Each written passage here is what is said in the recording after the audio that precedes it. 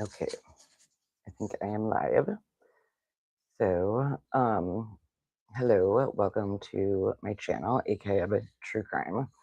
I decided, well, I've been hearing a lot about the Afroman case in the news, and I thought that it was pretty relevant to my channel, and I thought it would be fun, or I was planning on kind of watching over a little bit of the trial anyways, so I thought it would be cool or a good idea to do it streaming on my channel. So I think I'm just gonna I'm definitely gonna try to probably pause and make commentary along the way a little bit.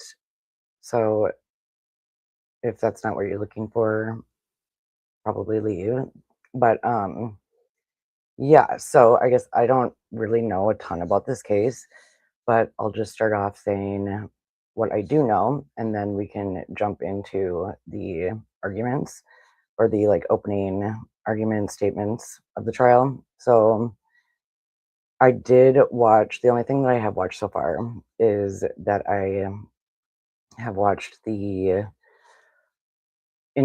beginning part. There's 20-minute video where it was pre-trial meeting between the lawyers and the judge in the case. And so the people that are involved in this case, it's a civil case, and it is Afroman who is in the main defendant, and he is being sued and by the county, the sheriff's department from the county that he lives in Ohio, which I think is called Adams County. And they, so, and I think we'll, hear more about this obviously as the trial goes on, but just, basic level stuff. Everman's he sang that song, Because I Got High, and a couple of other good songs too. But he's just kind of like a funny character and he's cool. He'd be considered, probably a rapper, I guess. But he um, had his house raided by Adams County Sheriff's Department in Ohio in the, I believe, summer of 2023. And it was off of the search warrant was based off of, or the raid warrant or whatever it was based off of that. They thought that he was trafficking rugs, and also they said that he might have kidnapped someone and was holding them hostage in his basement or something, which to me is pretty extreme. And then, so what he did is from his own personal, uh, cameras around his house, he was able to watch the raid happen and go down in live time. So he was able to watch on his phone what they were doing to his house. And as we know, cops are always huge assholes, especially when they raid people's houses. They come in and just totally ruin everything that they can possibly ruin just to be assholes. And there's no repercussions for it. I mean, as we know, with other cases, there's been you know deaths because they come in all hot and loaded and just shoot anyone that they see or whatever, waking them up or so. But yeah, so, and I thought that it was kind of weird. What I did watch was, like I said, the pre-trial, and I'm gonna just give you a bit of of a rundown. So the judge is, his name is Brett Spencer for Adams County, Ohio, and I do not like him so far from at least the first 20 minutes that I saw of the pretrial motions. He acted super. I mean, I don't want to be too opinionated about it, and I might change my mind, but he just seems like kind of a prick, to be honest. And I would have trouble being a lawyer if he was my judge. I'm not gonna lie. So that'll be interesting. He definitely made a couple of questionable comments about Afroman and his Harlem and all these different wives, and it was weird. It might even be worth watching, but there is, so the first day, it was last Friday, or no, was it on Monday? I can't remember exactly. I think it was maybe on Monday.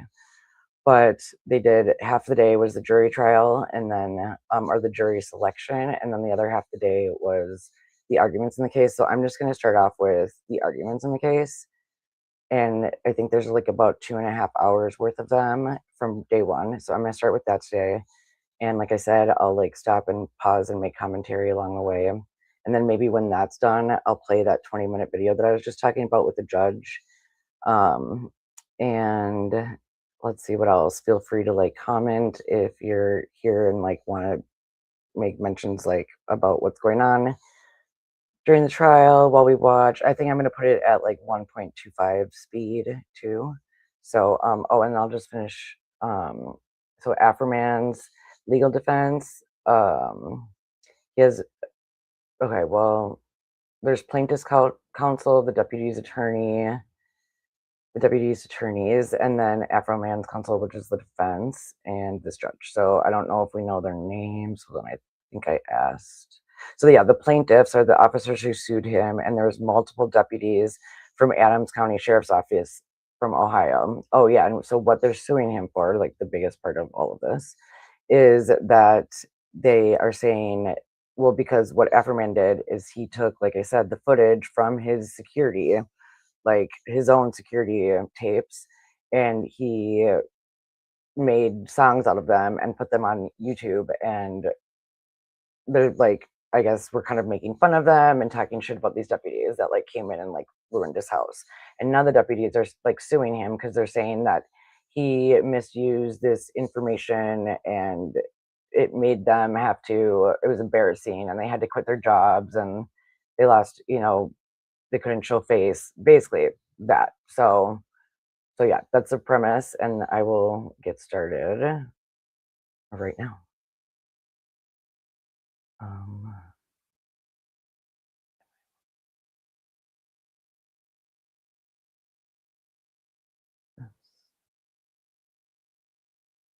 that I figured out. Okay, that's the best one. Okay, so then I think I'll mute myself. Go ahead. Oh, and the footage that I'm watching from the streaming, I thought that there was like a channel 9 that they mentioned in that pre-trial meeting, that they said there was going to be one media called like channel 9, and I looked for that and I like couldn't find it in a cohesive place, or like without commentary or something. So what ended up coming up was this YouTube channel called Trial World TV, and like when I saw the video for the pretrial meeting, there had only been like 500 views on it or something. I think there's like quite a bit more from these actual bigger chunks of the trial streaming. So, but that's who I'm getting it from. You can see it in the corner. Good afternoon, folks. We had a good lunch break. So this case is about intentional lies that hurt people. It's not about freedom of speech. Lies that hurt people, as Judge Hines said, that's what defamation is. That's the definition of defamation. And when a person publishes things that are untrue about somebody on the internet, and it injures those people, then that person who published that is responsible for the damages that resulted. Now, let me tell you the story of this case. Mr. Joseph Foreman, stage name Afroman, is a rapper, hip hop artist, songwriter. He's quite famous among some folks. He has a big fan base. He makes money producing music. Okay. Oops. I have to pause real quick and just mention here that Afroman is the man in with the big afro wearing the American suit, which is just pretty awesome and cool. So, and this is, he's saying defamation. So, okay, so I don't know for sure, but I'm assuming we see Afroman and his counsel, who it looks like an interesting guy. He has like this big long beard. He might be wearing a three-piece suit because I feel like the judge might have mentioned that in that pretrial meeting. And then it looks like this is the defendant's counsel, the one that's currently talking. And then in the back, that L-shaped table must be all the people that are suing Afroman for defamation. And what he's saying so far is that it's all lies, and that's defamation. So that's interesting. We'll see what the argument is, because I don't know. Can you can't, because you can't really make up lies, can you? Because okay, so what happened to me one time, and maybe they'll explain this more when the council comes up. But I was working in Alaska at this like little bar and kind of campground restaurant thing, and the lady that owned it, and I mean, she can sue me for defamation if she wants, but I was about to sue her for defamation because she was like pretty big alcoholic. She had been like a big lawyer in the Valdez like oil spill, like back in like, like the 90s. And so what she did is she made a bunch of money, and she sold out of the company and like of her like whatever shares of this lawyer, like law, what do they call him, a partner. And then she took the money and came down to like the Kenai Peninsula and like just wanted to hang out down there and just open this restaurant with her sister. And her sister was there and she was helping her. But what Mary Louise would always do is she would just show up at like 10 o'clock in the morning and she'd just like drink these. It was like basically like champagne. I think she drank like champagne. And she was there all day. She would just walk around, be pretty annoying, like owner, kind of making sure you're doing everything right, isn't really involved at all, and then she'll leave, and then you can, not that you wouldn't do anything different. It's just annoying to have someone sitting there being like, oh, don't forget to do this and don't forget to do that. And I was working up there with like my best friend at the time, and apparently over the summer a bunch of money had gone missing or was starting to go missing, like thousands of dollars. And when we quit at the end of the summer, which was like the plan all along, Mary Louise started telling people that she thought that it was my friend and I that had been stealing all the money. And we were like planning on going back up the next summer to work up there. And I'm like, and it's a small town. There's only 500 people that live there. I'm like, dude, that's defamation. Like defamation. We didn't steal the money. It turns out that actually it was her fucking boyfriend that was stealing the money from her. So, but we were like, if she's telling this to other owners of restaurants that we're going to go try to work for next summer, like that's defamation. So yeah, I don't, hopefully you can't just like go around telling lies to people that makes them not be able to like get a job or something. So, but we'll see. Because also like, And selling merchandise. He travels around doing live shows. He lives here in Hamilton County. His former wife lives here, and his children live here. But he often travels. He's often gone on his road performances. Now, back in 2022, 2023, Mr. Foreman began posting music videos about several Adams County deputy sheriffs. At first, he called them thieves. He said they stole $400 from him. Lots of videos, lots of songs. I think some of you probably heard them. He posted songs that alleged theft by these deputies on the internet that was seen at least 12 million times. Then he posted other things about these deputy sheriffs. He posted that Detective Brian Newland is a pedophile. He posted that Brian Newland likes to fondle little boys.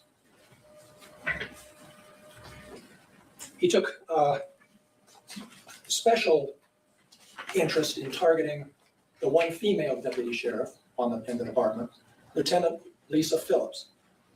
He posted that Lisa Phillips likes to have sex with women. And in fact, Lisa Phillips isn't really a woman at all. She's got a penis instead of a vagina. Oh my God. That's what he posted about her. That's not all. She's had sex with my former wife. Okay. And It's interesting. I don't like to use, but you're going to have to hear it because it's all over the place. She eats pussy all the time. That's what she likes to do. Videos, posts, all over the place. Can we get like a close up on the officer's face? Her daughter came home from school in tears because of what the kids were saying. All of these posts, Mr. Foreman knew if they were untrue. Everything you can and hear, that's okay, because the actual malice that you heard about. He doesn't have to hate people. He doesn't have to anything else. If he knows they weren't true, that's actual malice. For public officials, he can't do that, and he did. Now, these deputies asked the defendant years ago to stop these posts, to take them down. He didn't. He ramped them up. Freedom of speech. I can say what I want. Yeah. Worse and worse. You'll see what they are before the trial's over. Now, I'm going to ask you to come back with me to the summer of 2022. Adams County, here in West Union, here in this courthouse, the sheriff's office downstairs. There's a group of deputy sheriffs, several of them. A lot of them were raised here in Adams County, lived almost all their lives here. A lot of them have had their whole law enforcement careers here in Adams County. Some of them left Adams County for a while, but came back home here to be with the people that they know and know them. Some of them could have gone to the city to Cincinnati. I heard that there's only like 26,000 people that live in this entire county too, by the way, which is like pretty freaking small. Or Columbus or somewhere else and made more money, but they stayed here in Adams County to be law enforcement officers, deputy sheriffs. They have wives, spouses, husbands, children, go to Adams County schools. This is where their lives are. 7 of those deputy sheriffs are here today. There's Randy Walters there on the left, Mike Estep beside him, Lisa Phillips beside him, Sean Grooms beside him, Justin Cooley beside him, Detective Brian Newland beside him, and Sean Cooley, Justin's father, beside him. What brought them together was some information that Brian Newland came across in the summer of 2022. Some information that caused him to have to do something. Okay, I just have to say that all of the officers kind of look just like you would expect a normal Ohio Adams County Sheriff's Office deputy to look like, don't you think? Like all of them kind of look lame. Maybe not to be whatever, but they definitely don't look as cool as Afroman, in my opinion, right now. Or his lawyer. But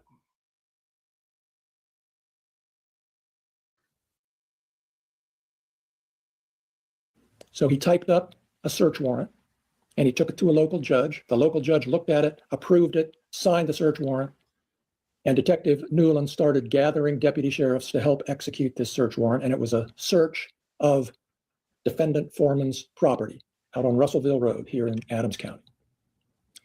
Detective Newland will tell you that any search like this is potentially dangerous, so you like to have as many people as you can. The deputies had guns, of course. A couple of them had rifles, which is normal protocol in a situation like this. And there were about 10 of them altogether who were gathered to execute this search warrant. okay, why? First of all, like I know that everyone's gonna be like, well, of course, because it's like a search, but like in my opinion, like you don't need, like I get, I don't think it's necessary for police officers to be carrying around guns, period.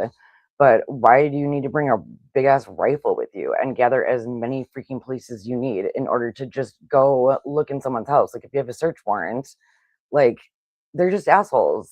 Like you could just ask someone like, hey, can we come in and look? I mean, he can fight it because I don't know, but they shouldn't be able to act like they do. Like, who knows? I want to know where they got this information from. They said that they got it from like a like source that wanted to remain anonymous or something, but that means that like all these people could have just made that shit up, you know? In August of 2022. And these 7 were some of those deputies. The evidence is going to show that they approached, well, the evidence will show, first of all, none of these deputies had any idea when they woke up that morning that they were going to be executing a search warrant. None of them had any idea that by doing their duties that day, their lives would be turned upside down.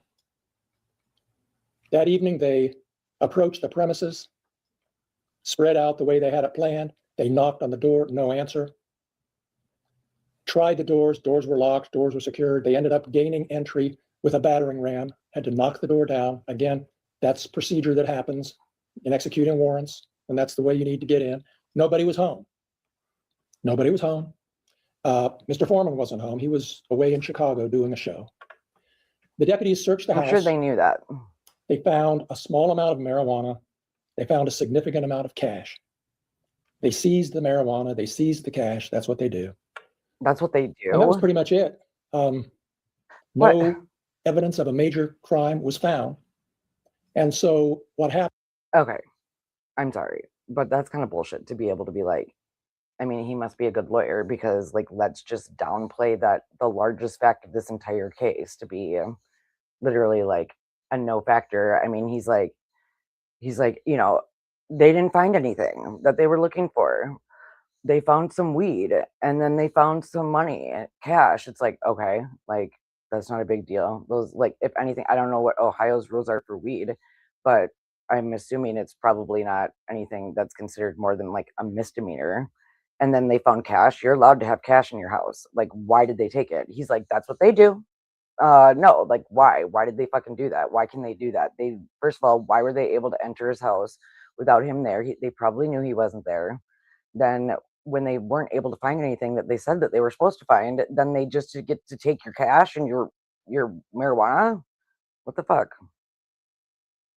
Happened was, after a while, the local sheriff ordered that, decided there's not going to be any charges filed here, and so he ordered the cash to be returned. It was over $4,000 total cash found in some of Mr. Foreman's clothing and another place in his house. Good. Shortly after the cash was returned to Mr. Foreman, he began claiming on the internet and every place he could that the sheriff's deputies had stolen $400 from his of his money, hadn't returned it. You're going to hear the evidence about that. That's bullshit. And we're going to demonstrate to you that that's not true and that he knew it wasn't true. There was an independent investigation done by Claremont County, but that didn't keep him from continuing to declare that Brian Newland in particular and the rest of these deputies are thieves. Okay, that's just the beginning of it. Well, if you didn't get back $400, dude, then cops are he known went beyond calling these deputies thieves. As I've indicated to you, he called Brian Newland a pedophile. Not called him, he posted it, published it all over the internet in various posts. He found a photo of Detective Newland from a Shop with a Cop event that Mr. Newland attended with little kids, disadvantaged kids in the community, shop with a cop, get them to know law enforcement. Mr. Foreman found a photo of Brian Newland holding one of these children that he worked with. And Mr. Foreman blocked out the face and put a smiley face on it and posted this picture of Brian Newland, and it says, Brian Newland is a pedophile. Watch your kids around this man. He likes to fondle little boys' testicles. Posted it all over the internet. Not okay, but like, does he though? Like, is he a pedophile? Once, not twice, many times, seen thousands of times by people. Thousands. People in the community started making comments to the Detective Newland. His daughter came home from school crying because some kids had called their dad a pedophile. He used to coach cross-country teams. Some of the kids on his cross-country team started calling him a thief and a pedophile. Wow. He'll testify. He'll tell you that his daughters used to have kids over all the time. They like to hang out at his house and do things. After all this started, that stopped happening. Like, kids didn't come over. Oh no, he wasn't able to like sexually abuse people anymore. Detective Newland felt like he couldn't continue to work in Adams County anymore. Adams County was his dream job. He started here as a deputy, worked his way up to detective. This is where he wanted to spend his career, but things soured out. He couldn't stand working here anymore. He resigned his job from the Adams County Sheriff's Department and went to Cincinnati and now works for the Norwood Police Department. Oh, he commutes, drives every day because he felt like he can't work here anymore. Whatever, dude. Zero sympathy. Now, Mr. Foreman, as I indicated a moment ago, saved his most severe attacks for Lisa Phillips. Lisa Phillips worked as a resource officer in the Adams County schools for 18 years. She used to greet the children, including Mr. Foreman's children, when they were dropped off at school in the morning. Said hello to them, made them feel welcome. Are you sure? Mr. Foreman posted that Lisa Phillips likes to have sex with other women.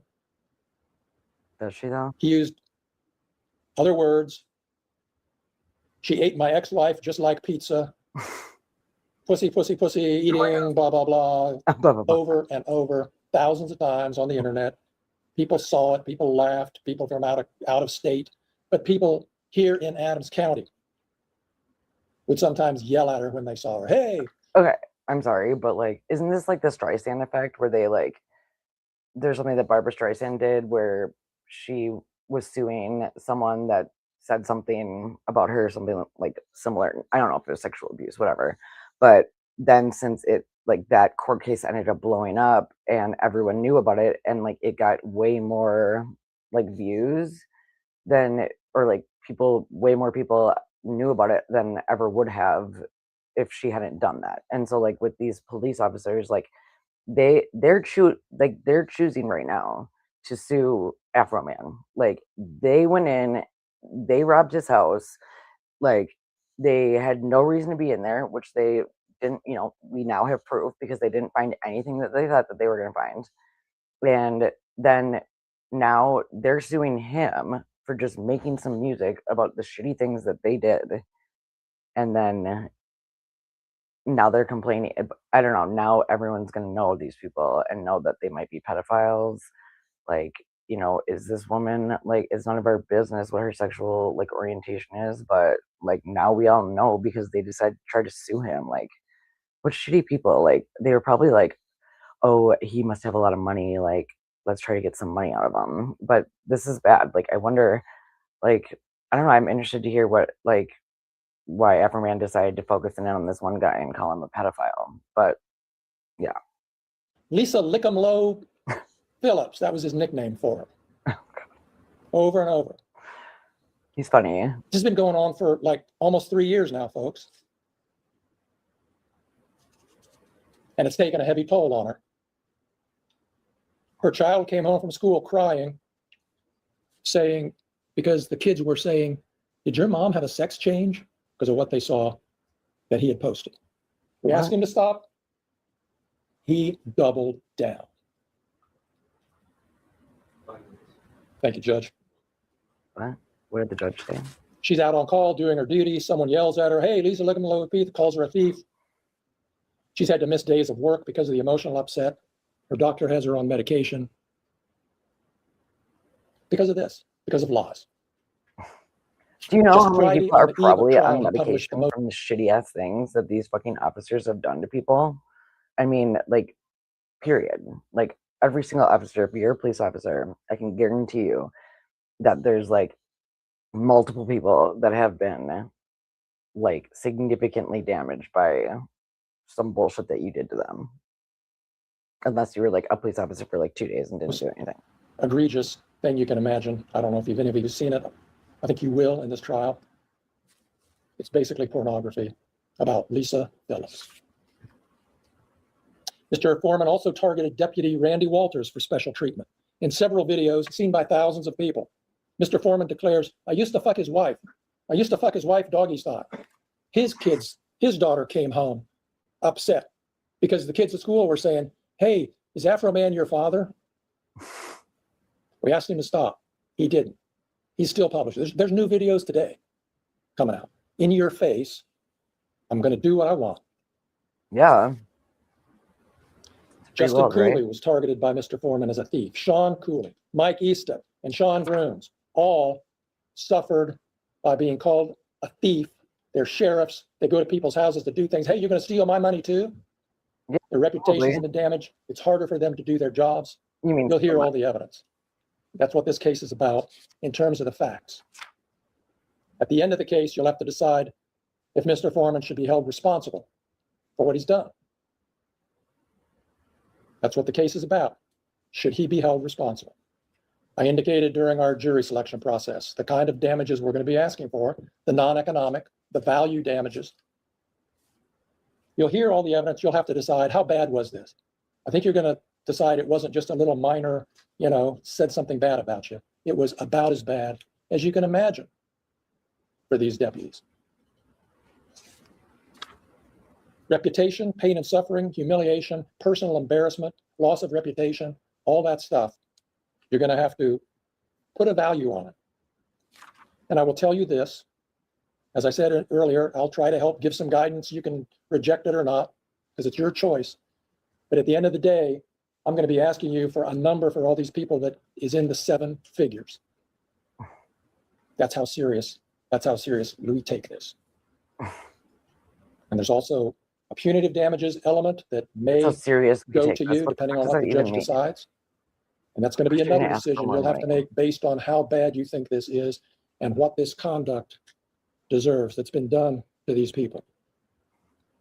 At the end of the day, it's about what's legal, what's moral, what needs to be done to make up in some way for what's been done to these deputies that have spent their careers defending this community and living in this community. That's all I have. Thank you. Good morning, ladies and gentlemen. I'm going to reintroduce myself. My name is David Osborne Jr. I represent Joseph Foreman. Let's go by the stage name Afroman. And I want to thank you for your service today. Okay, so just to kind of give my thoughts about that opening from the, I guess, what are they, the plaintiff's lawyer, like, I feel like he, whatever, was like, fine, and I'm excited to hear this guy, because what he said is all accurate, then I feel like, well, maybe they do have a case if he's just making up lies, you know what I mean? So, and like with defamation, like, I don't really know like the rules about it, so yeah, I'm excited to hear this, so I'll stop talking. This is not going to be an easy case. This is going to take a week of dedication of you to go through. Not an easy thing to ask, but something that we appreciate you are willing to do. This case is about the freedom of speech protections contained within the First Amendment of the United States and the Ohio Constitution. It is about an American citizen's right to make public comments about the actions of public officials, actions that took place in his own home, actions that took place within his home were part of his artistic, creative expressions. And Americans maintain a right to criticize, to mock public officials. And that includes law enforcement officers. Okay, really? On August 21st of 2022, Detective Brian Newland drafted a search warrant. That search warrant was based upon an interview conducted with a confidential informant. That confidential informant gave Mr. Newland information. He put it in a search warrant, and then he went and he saw Judge Roy Gabbard. And Roy signed it. Confidential informant. From there, they went to execute that very same day. Officers from the Adams County Sheriff's Office, I bet it was the police. 7 of the 10, descended upon Mr. Foreman's residence with a hastily prepared search warrant. For a man who's famous for a song that said, "I got high," the amount of force used was excessive, to say the least. After all, based on the song, a bag of Doritos would have been enough to take him out. But they deemed it necessary to not only go to his residence with assault rifles, body armor, and even a riot shield to execute their search warrant. And all that led to a destructive search of Mr. Foreman's residence. Deputies searched Mr. Foreman's home, every one of his outbuildings, behind the couch, under the hood of a car. And you know what they found? A couple little joints, which, let's face it, because I got high, that was expected. And then they found cash. His cash, not theirs. His. They seized all that. It was cataloged, returned to the office by Brian Newland. Newland then does what's required by law. After you search, you have to return a thing to the court that says every single thing you seized, a return on your search warrant to tell the court what you took. In that, he puts a number for the amount of cash that was there. Now, Mr. Foreman, well, let me back up, because there's something I forgot during the search. For a search for marijuana, whatever was in the search warrant, we'll introduce that later. They disconnected his security camera system. He has a security camera system in the house. He's had break-ins before. Most Americans, he has a security camera system. Yet in the middle of their search, they disconnect it. They say it's going to be because they want to take it for evidence. But you know where that evidence ended up? On the couch over there. Just disconnect it and leave it there. Now, what precipitated next is the primary focus of the lawsuit. Mr. Foreman did what he's done through his entire career. He took his life experiences and turned them into music, social commentary, and artistic expression. After all, why? One only need to look at the song, Because I Got High.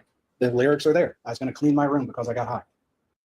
Okay, I just want to say, like, why though? Like, why did they do that with the security cameras? Like, if they supposedly were going to take it for evidence, which, okay, fine, that's weird that you can just do that. But then to not even take it and look through it and just leave it unplugged so it makes sure that you're not being filmed, like, that's shady. He was rapping about his life then. And his posts are talking about his life and his experiences. During the search of Mr. Foreman's home, deputies' actions during the search was captured in 2 places. One, the security system of Mr. Foreman. Joe's security system was active until they cut it. You also have body camera footage. Now, we don't have body camera footage for all 10. Not everybody was wearing body cam, but the officers that did, there is body cam footage. And he used this footage from both those locations to make his music videos. He posts them on social media like Facebook, YouTube, Instagram, and even TikTok. The plaintiffs decided they did not like what Joe had to say about him, or how they portrayed him, or how he used the footage of their behavior as their job as law enforcement officers, as public officials. Their response was to sue him in order to silence his freedom of speech, threaten his livelihood. After all, have you ever heard of a law enforcement officer suing a person for making a social commentary on them? Or have you ever heard of an officer suing anybody because someone said they didn't like what they had to say? Officers deal with it all the time. I dealt with it during my election. You don't sue people. You respect the freedom of this country and move on. Because, let's face it, we don't have freedom of speech. What else is there? 250 years ago, the founders of this great country wanted to limit the government's involvement and what government officials had power over to say. And that's why we have the freedom of speech we have today. Before we get to the evidence, I want you to understand this case started with a number of claims. Of them, 2 were dismissed by the court. Do not go there. Do not go there.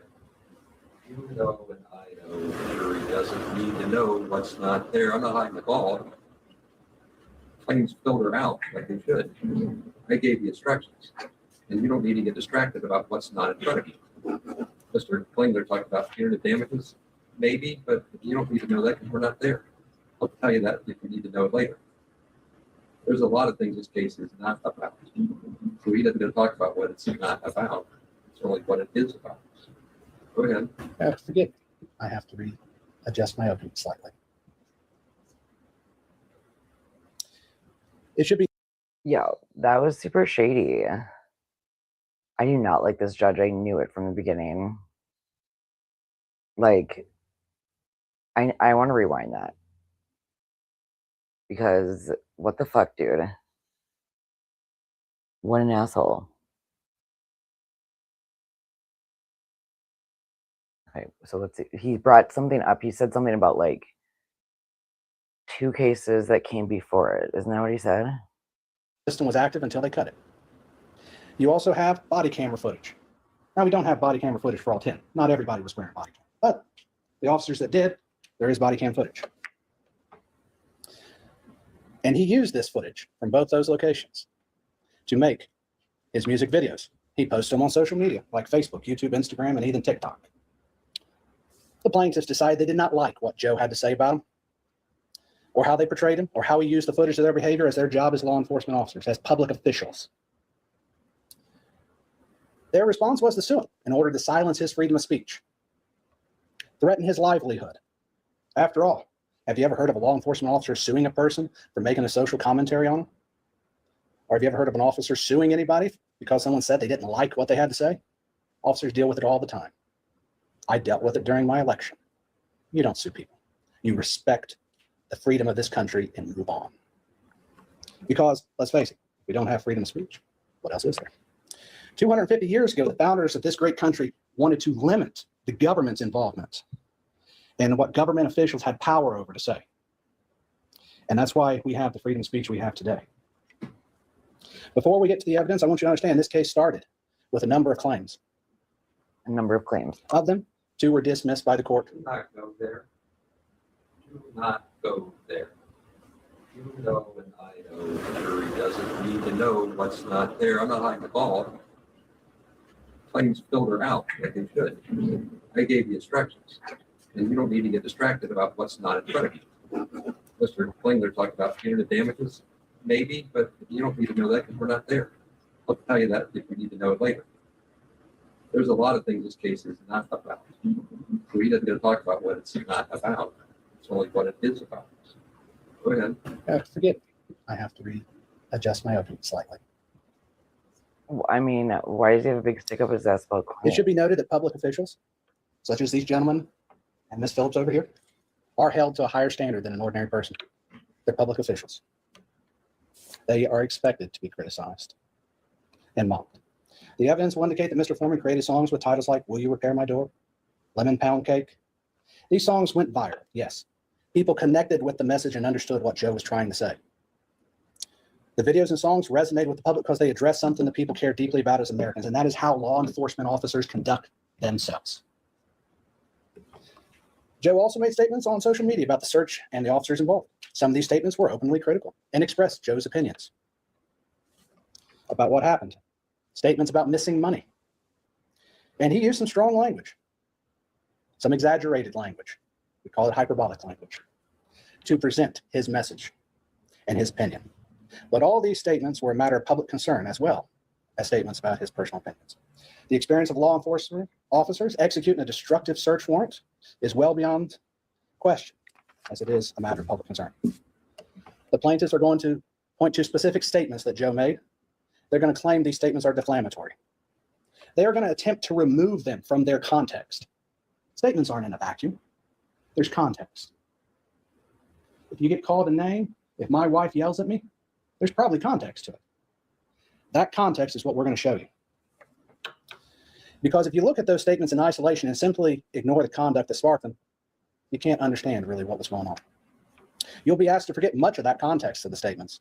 At least not the, I should say the least of it is that the plaintiffs are public officials and the public has a right to criticize. The evidence will show that Mr. Foreman's statements fall into three categories. The first, many of these statements are his opinions. Opinions are not assertions of fact. They are Joe's subjective views about his encounter with these public officials and the execution of their duties. The First Amendment protects the right to express those opinions, even if they're harsh, even if they're mean, even if the person who is the subject of them hates them. They are protected. Second, many of the statements are exaggerated, rhetorical exaggeration, as you might expect from a musician. After all, if you didn't have Because You Got High, if I said I just didn't want to clean my room, no one would have bought that song. You have to exaggerate something. You'll see he used colorful language, sarcasm, and satire. No reasonable person would have understood these statements to be literal assertions of fact. For example, Mr. Foreman created nicknames and made comparisons to cartoon characters. No reasonable person would understand those as a literal assertion of fact. That is a rhetorical satire flourish. That has always been part of our social and political commentary in this country. After all, pick up the newspaper, you're going to see a political cartoon making fun of somebody. Watch Saturday Night Live. They make fun of people all the time. They made fun of Joe. It just happens. It's part of our freedom of speech and also Mr. Foreman's artistic expression. The third is the extent that any of the statements assert facts. They relate to matters of public concern. Matters of public concern are exempted. These statements address how the search was conducted, what actions were taken, and how Mr. Foreman experienced this as a homeowner with these people.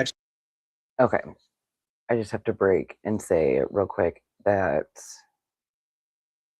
so far from what I'm hearing, and if that's all like actually written in the laws, like if they're considered public officials, like to the extent that, you know, famous people would be a person like running for governor. I mean, the police do put themselves out into the community, and so it is a public facing position. So yeah, we should be able to say what we want about them. And so yeah, they like really don't have a case if that's true, you know. Executing their hasty search warrant. Indeed, the public's concern for such issues is reflected in the viral response that his content got. The plaintiffs bear the burden of proof in this matter, not Joe. They must carry the day. They must prove every element of their claim. Looking at the invasion of privacy due to false light, it's one of the claims that they're claiming. The plaintiffs must prove that Mr. Foreman portrayed them in a false light that would be highly offensive to a reasonable person. The evidence will show that he did not. He used real actual footage of them performing their duties, stuff in the public domain. Joe's statements were based entirely on his personal experience and within his county of residence, which that is something I do want to clear up. Mr. Foreman lives in Adams County, not Hamilton County. Mr. Klingler was wrong about that. So he is a resident of this county. Regarding the defamation claim, plaintiffs must prove that Mr. Foreman made false statements of fact, not his opinions. That's very important because we all have opinions as Americans. It's one of the great things about this country is we can share our opinions whether we like them or not. Whether they like them or not, they can hear my opinions. But they must prove those statements were not opinions because public officials, they must prove that Joe acted with actual malice rather than just simply exercising his First Amendment right. The evidence will show they cannot meet this burden. Plaintiffs claim that Joe portrayed them in a false light, but evidence will show Joe used direct footage from security cameras. We can see what they did. They executed the search warrant. It's all on camera. There's nothing false about showing them that way. There's nothing false about Mr. Foreman having opinions about how they did and them. However, when they executed that search warrant, that became a matter of public scrutiny. People could watch it. People could see what was done and form their own opinions. And they can share those opinions. And he has a right to create artistic expression based on those opinions, based on that content. The plaintiffs, it goes without saying that they don't like what Mr. Foreman said about him. But they don't have to. That's part of our right in this country. They don't like his commentary. They don't like his art. But the First Amendment does not protect speech that we like. It protects all speech within it. It protects commentary, criticism, especially on occasions such as this. It protects speech that I would not like, speech I've suffered. It protects it. You may not like the speech you hear, but it's protected. Throughout this trial, you'll hear testimony and see evidence that demonstrates several key points. You will see the actual videos and social media posts Mr. Foreman created. You'll be able to judge for yourselves whether they are false, whether they're his opinions, whether they're artistic expression that is all protected. It's about the right to comment on criticized public officials without fear of retribution, without fear of getting sued. It is about the right to create artistic expressions that are matters of public concern. The plaintiffs are law enforcement officers. They perform a cardinal public function. But with that public role comes public accountability. It also comes a certain standard that you have to understand. And as public officials, they can be criticized. They may not like it, but it's allowed. Plaintiffs have the burden of proving their claims. The evidence will show they cannot meet that burden. The evidence will show that Joe's videos, posts, and commentary were artistic expression for matters of legitimate public concern, his opinions on the law enforcement officers, and how they were performing their duties. If the plaintiffs prevail in this case, what message will that send to this country if they prevail? It sends the message that if you criticize law enforcement, if you comment on how they conduct themselves, if you mock them, if you create art with them in it, they can sue you. That's not the America we live in. That's not why we have a Constitution and the First Amendment. That's not why the First Amendment is in the Constitution of the state of Ohio. Ladies and gentlemen, upon the examination of the evidence at the end of this trial, I'm confident you'll conclude that Joe did nothing wrong. While the plaintiffs are unhappy, upset with what was said, he exercised a right he had, a right that every American has. He commented on matters of public concern. He created art. Okay, I just want to say I will be back on camera in a minute, but the only thing that I'm just wondering about so far hearing all of this is I definitely agree with everything that the defense lawyer is saying right now, but I mean, if that is, I think it's, yeah, he's the defendant, so it would be the defense. But I just wonder about actually accusing people of stuff that doesn't concern public performance stuff. If he's saying that there's a pedophile and that this woman banged his wife, I mean, I could see why people would be he shouldn't be able to just say that about me. But I guess if you do want to accuse someone of something, every time someone can't sue you for defamation just because you get accused of something. He did what any stand-up citizen would do. He made his voice heard to the people. At the end of this trial, I'm going to ask you to return a verdict in favor of Mr. Foreman on every one of their claims. I'll ask that you vindicate his First Amendment rights. And I'll ask that you send a message to the American people that you can criticize public officials and that we are not living in a dictatorship where if you don't like what is said, you just sue someone to shut them up. Thank you. Plaintiff's going to start calling witnesses, but I going to tell you what this case is not. Okay? This case is not going to be an analysis of why the magistrate issued a search warrant, or what the facts were leading to the search warrant, or the backstory of the warrant. That's the subject for criminal cases. So the fact that there's a search warrant is what this case is about, not the backstory of it. So your people talk about the criticism of the why and the whole deal. That's not relevant testimony. We're living with there was a search warrant, nothing backstory. This case is not about excessive force in entering. The court's already determined as a matter of law that it was not excessive. You'll see testimony of damage, but that's a legal standard about whether it's more than customary or expected in the realm of a search warrant. Search warrants are lawful forced entry. So you won't get, was that too much force? That's outside the realm of testimony. And I call these the third thing. This is not about vindication of the defendant for messaging to the public. That's things that happen from the political branches of government, the legislature, or the executive offices. Messaging is not what you're concerned with. It's the message that you're sending. You're not messaging.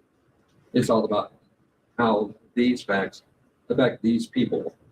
So when these little distractions and diversions come at you, I'm going to try to continue to narrow and keep you focused, not on the distractions, but on the issues and the law. Otherwise, you're going to ask later on, why did the judge give us instructions on messaging? Because that's not how this comes out.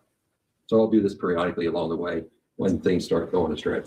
Ready to go, Mr. Klingler? Yes, Your Honor. See you. The plaintiff calls Detective Ryan Newland. Okay, seriously, what the fuck was that though? I did not like this judge. That was weird.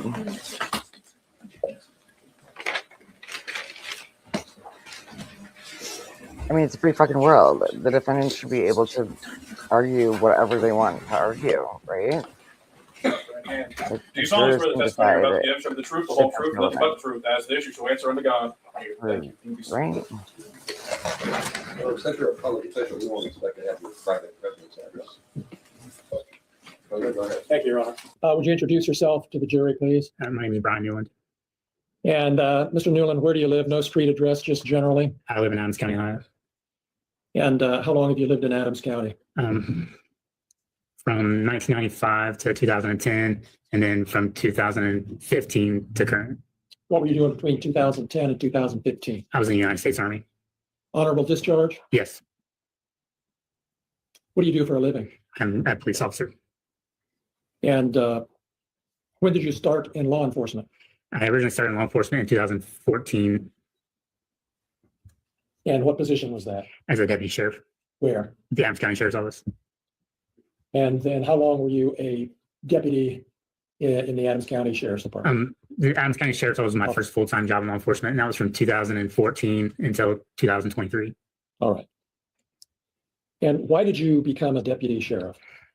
After I got out of the military, I just wanted a job that I thought would be exciting, something different. So I chose law enforcement. Do you have family here in Adams County? Yes, Can you tell us who? all my family's here. My kids, my grandparents, my mom, my brothers, cousins, aunts, uncles. Did you?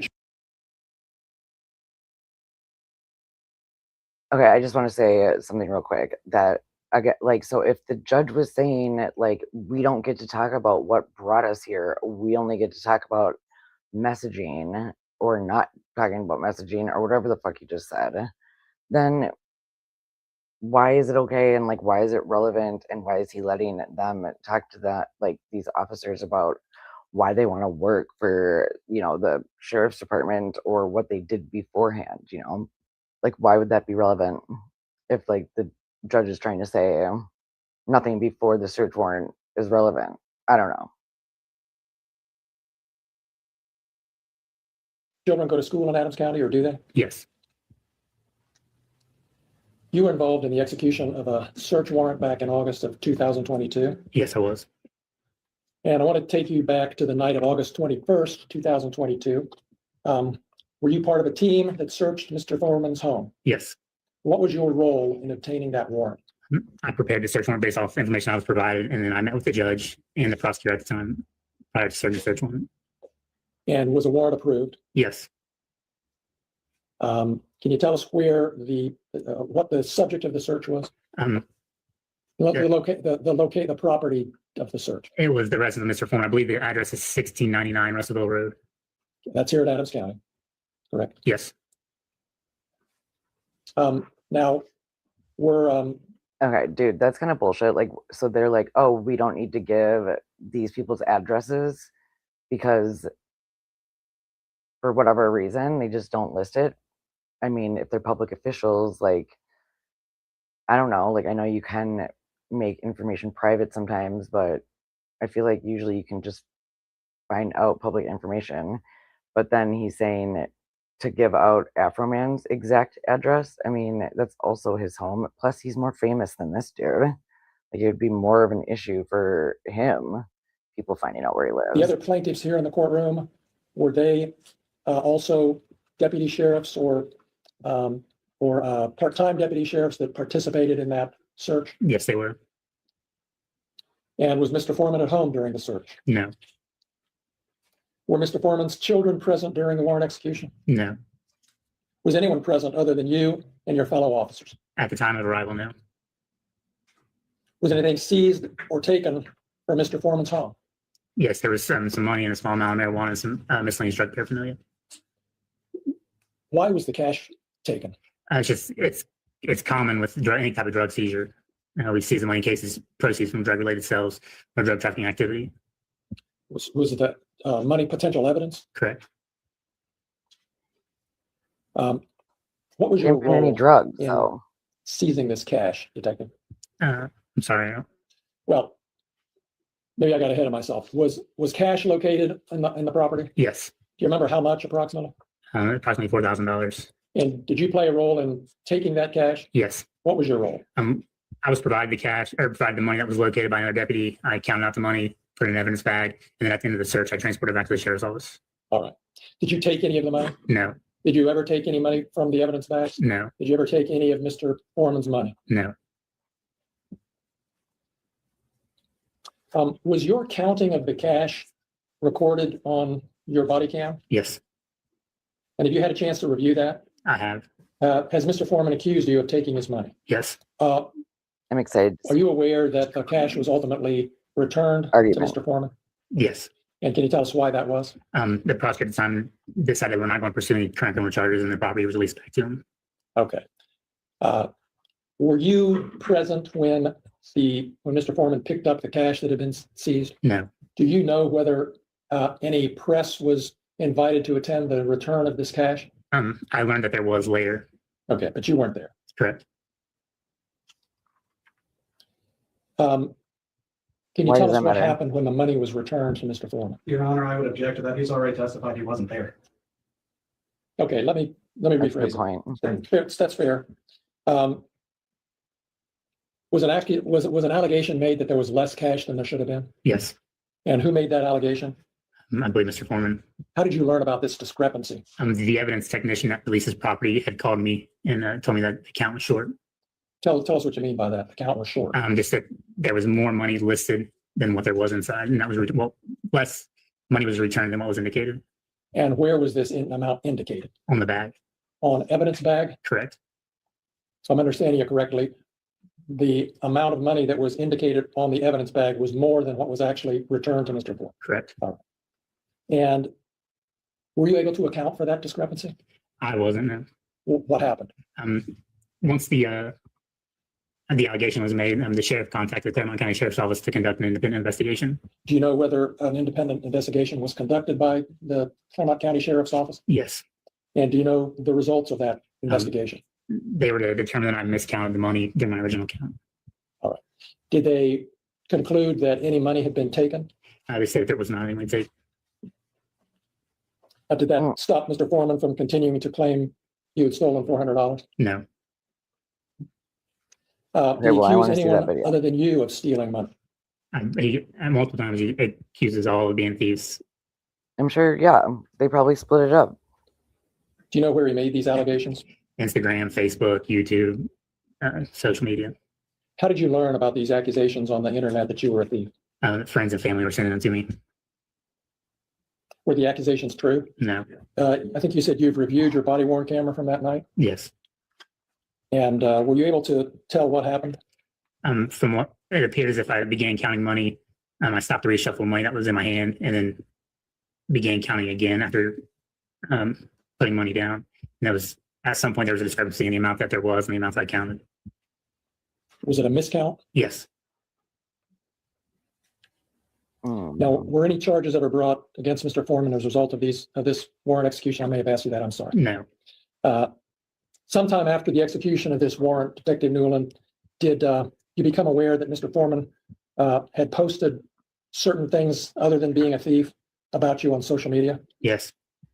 And how did you learn about these posts? Friends and family were also sending them to me. Ms. Bradshaw, could we see Exhibit 16? Yes. Let me just switch it to the HDMI. I'm right.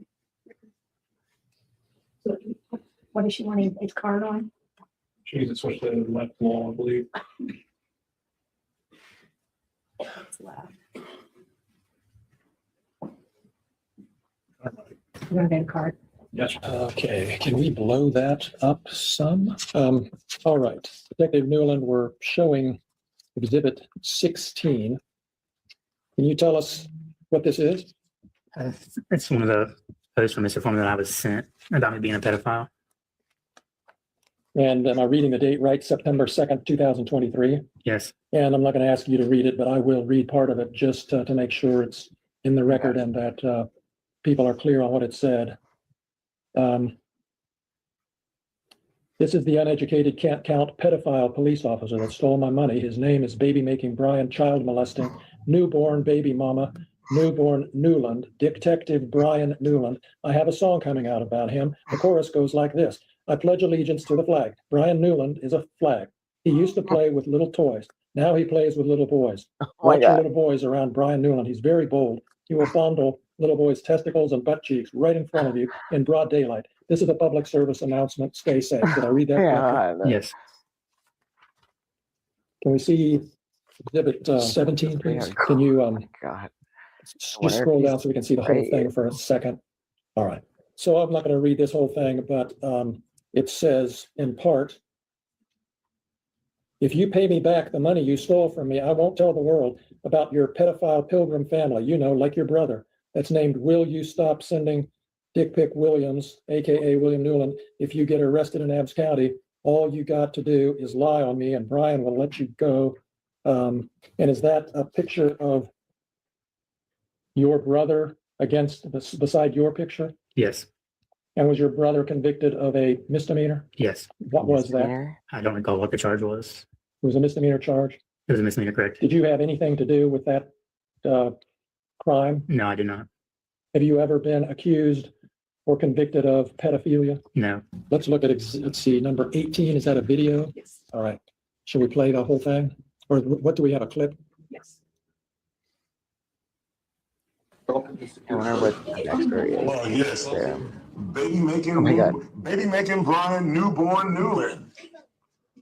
Yeah, the serial statutory rapist with the pedophile brother fired from the People's Police Station. Will you stop sending Dick Pic Williams? What? All right, and let's take a look at number 10. Is this a, yeah, okay. Let's see. He used to do hard drugs. It says there in the third or fourth line. Did you ever do hard drugs, Detective Newland? No. He snitched on all his friends. Do you have any idea what that's all about? No. Now he steals money from I believe traffic that from him. stops, bogus raids, and from Adams KK County Sheriff Evidence Room under the camouflage of law enforcement. Did you ever steal money from a traffic stop? No. Did you ever steal money from anybody? No. And down below it says, baby making Brian Newland t-shirts on sale. You see that? Yes. Let's look at Exhibit 15, please. And can you tell, Detective, is this a picture of you at the entering the or somewhere on the Yeah. property of Mr. Foreman during the search? Yes. And let's take a look at 14. And do you know where this was taken? I guess you weren't there. It appears to be the inside of the interview room at the Adams County Sheriff's Office. Would that have been where his money was returned to him? Yes. And part of what it says is, when I went to get my money and we realized baby making Brian Newborn Newland had stolen $400 out of the evidence money.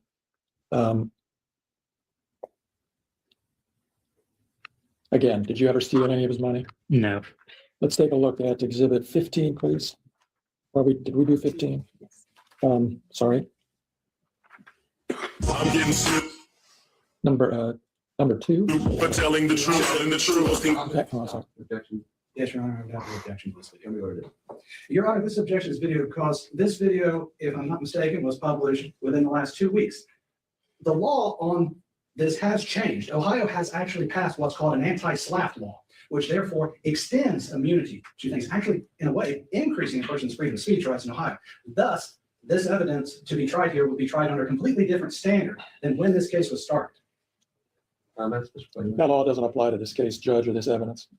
Your Honor, it would apply clearly. He has no analysis other than say that I submitted a written brief to the court on this matter. I think that was submitted Sunday.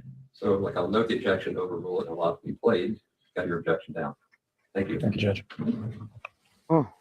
Can you expand it a little bit or not? I did not. So we can see the sign? Okay. Detective Newland, can you see what that sign says? Yes. What is it? Would you read it for us? They stole my money. Okay.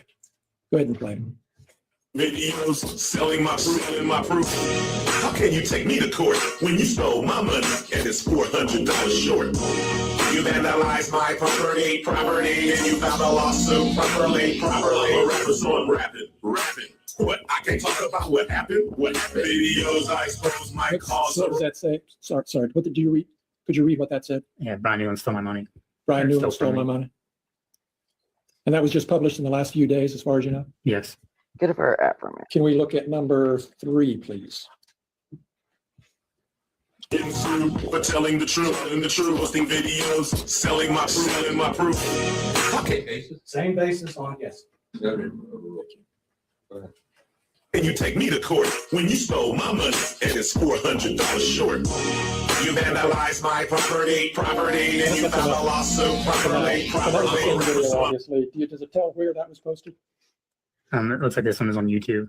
I mean, that's a And the other good one was sign. Instagram? Yes. So 2 different platforms, same video. Yes. Can we look at exhibit 9, please? And I'm It's looking true though. There was $400 missing. specifically about halfway, a little more than No. halfway down. Do you see, Detective, where it's posted, not only did he steal my money from my house, he stole money out of the evidence room at the Adams County Sheriff's Department, away from my house, making the Adams County Sheriff's Department a new crime scene. I'll just stop there. Again, did you ever steal any money from his house or from the Sheriff's Department evidence room? No. What's the platform? Can you see what that one was, Detective? I can't see on here. Is that Facebook? No, it's Facebook. I'll represent that it's Facebook, Your Honor. Thank you. Go ahead. So, and we can take that down or whatever. We don't need to keep it up. I don't care, but I'm done with the exhibits right now. Detective, I just want to ask you, the first one we saw with you holding, it looks like a child with a smiley face. Yeah. What was that originally a photo of? That was from one of the shop with the cop events at the sheriff's office. Well, what's a shop with a cop event? It's where the community donates money, and then local law enforcement will take lower income children to Walmart and let them shop for Christmas. And did you participate in that event regularly? Yes. And do you know what year that picture was taken from? I don't recall. All right. And the little boy you were holding there, can you tell us anything about who that was? Not his name, of course, but who it was? I was just a cool little boy that got picked for Shop the Cop and chose me to be his officer. Chose you to be what? His officer. And what did you do? Did you do something with him, shop with him, or what? We put him in the cruisers, turn the lights and sirens on, parade through town, and we go to Walmart and help him shop. And we come back to the fire department or wherever and help them get their toys ready or play or, and feed them pizza, stuff like that. And you did that more than 1 year? Yes. And that was a photo that Mr. Foreman or somebody on his behalf took and used in that pedophile posting? Yes.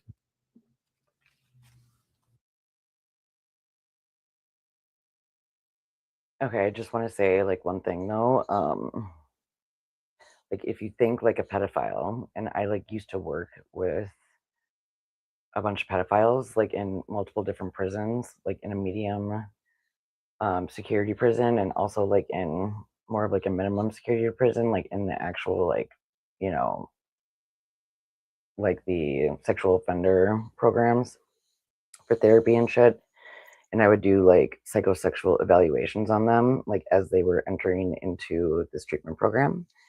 And some of them were like just super intense. But, anyways, actually, I just saw that one of them was getting possibly like released. And there's like a YouTube channel that actually like posts the parole like hearings and the decisions as they come out, because it's like it's public, so it's actually pretty interesting.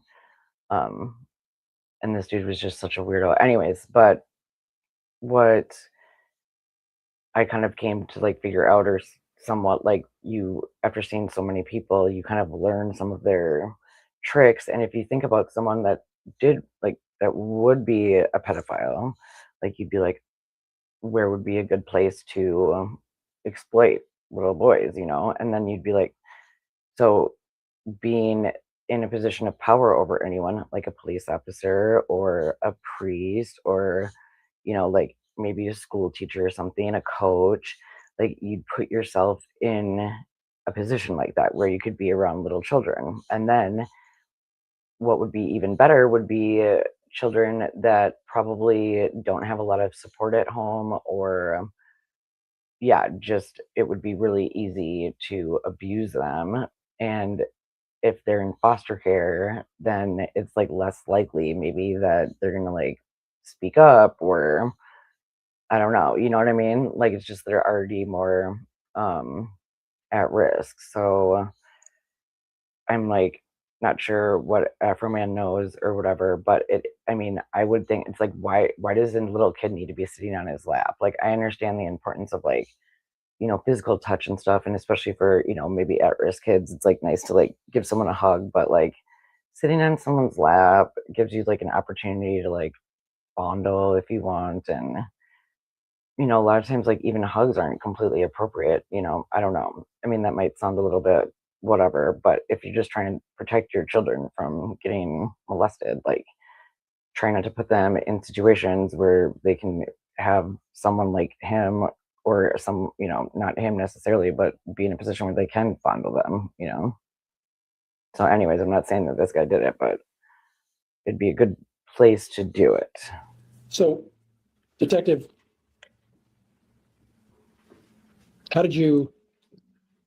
what effect did it have on you when you saw these posts that you're a pedophile?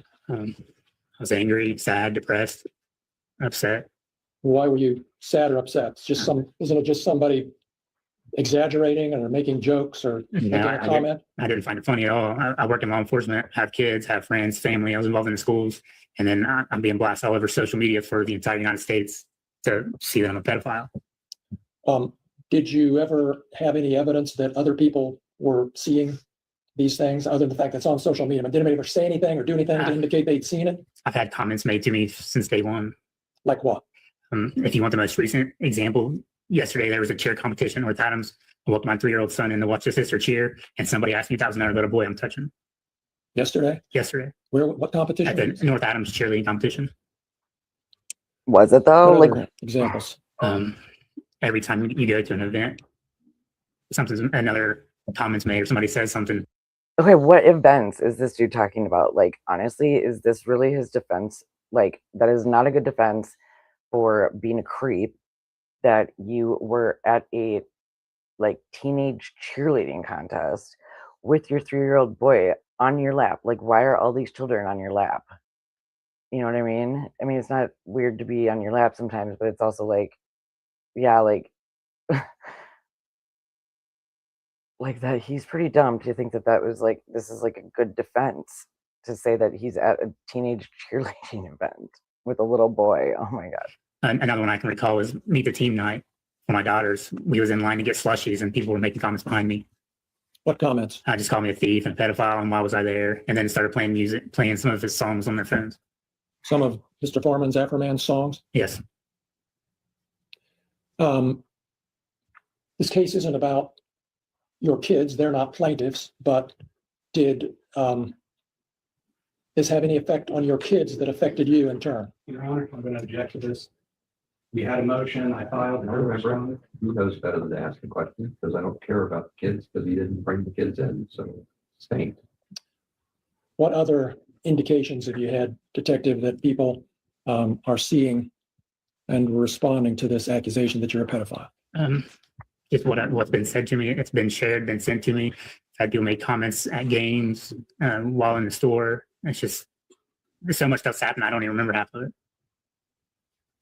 So you were a Hamilton County deputy sheriff. Sorry, I said that earlier. You were an Adams County deputy sheriff, and you're not anymore? Correct. Why? I ended up leaving the sheriff's office just because of this, because of being called a pedophile and a thief. Explain to us just a little more about why that was so upsetting that you actually left your Yeah, job. why would he leave? Because the sheriff's office, so I'm from Adams County, is where all my family and friends are from. The sheriff's office was my dream job, my position. I was friends with everybody, and it was where I planned to stay. It's been my career. I dedicated a lot of time over 10 years so to why didn't Adams you County. stay there? You know, whether it was a calling at 1 o'clock in the morning or working 14 hours, I dedicated a lot of my time to Adams County, and I love working at the Right. sheriff's office. But it just got to be so much. If you go to a call or take a phone call or you make a traffic stop, something said. Go to Walmart, something said. I stopped going to my kids' games for a little bit because every time I would show up, everybody would be looking at me or something would be said to me. It just spared their embarrassment. Wouldn't it be better to be a police officer in that position? What does it have? So anything to do with when being did a you police leave the officer? sheriff's office? I ended up leaving in October 2023.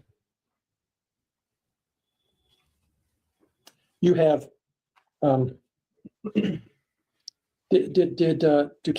do your kids' friends come to your house and hang out? They don't anymore. Did they used to? They used to have huge slumber parties, especially on their birthdays. They'd have 10 or 11 kids over.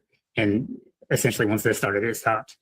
I don't recall the last time my daughters have had a friend over, if they've had one ever since then. Detective, did you ask Mr. Foreman to take down these? I'm sorry, but that's fucking weird. Like, what the hell? Why?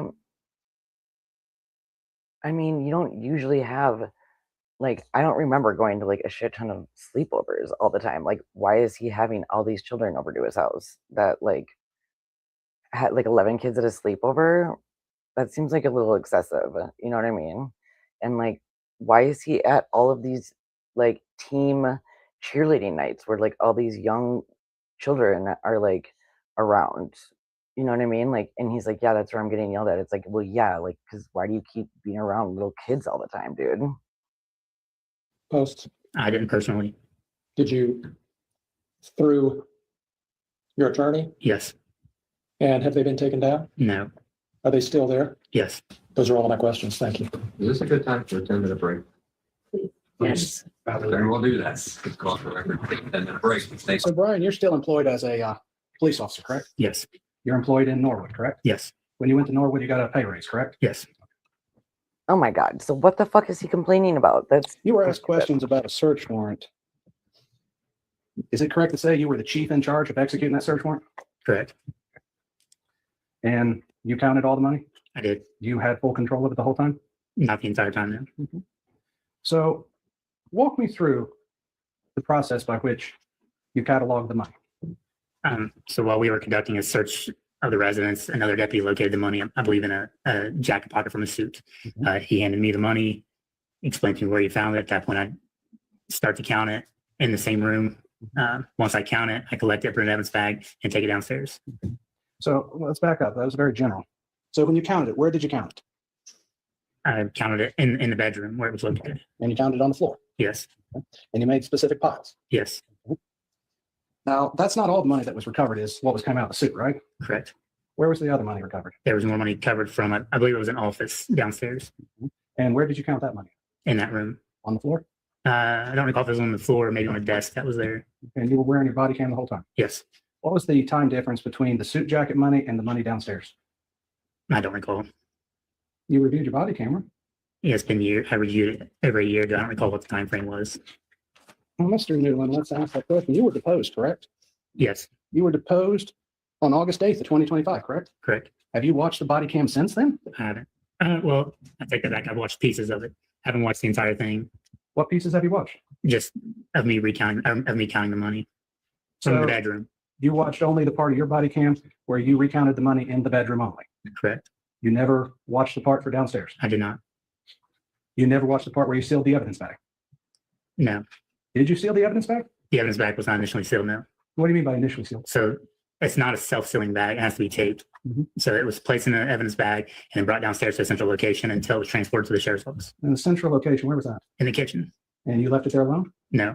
Where did you leave it? When I first brought it downstairs, Officer Cooley was sitting at a counter and I asked him to keep an eye on it while I continued the search. Okay, and did he keep an eye on it?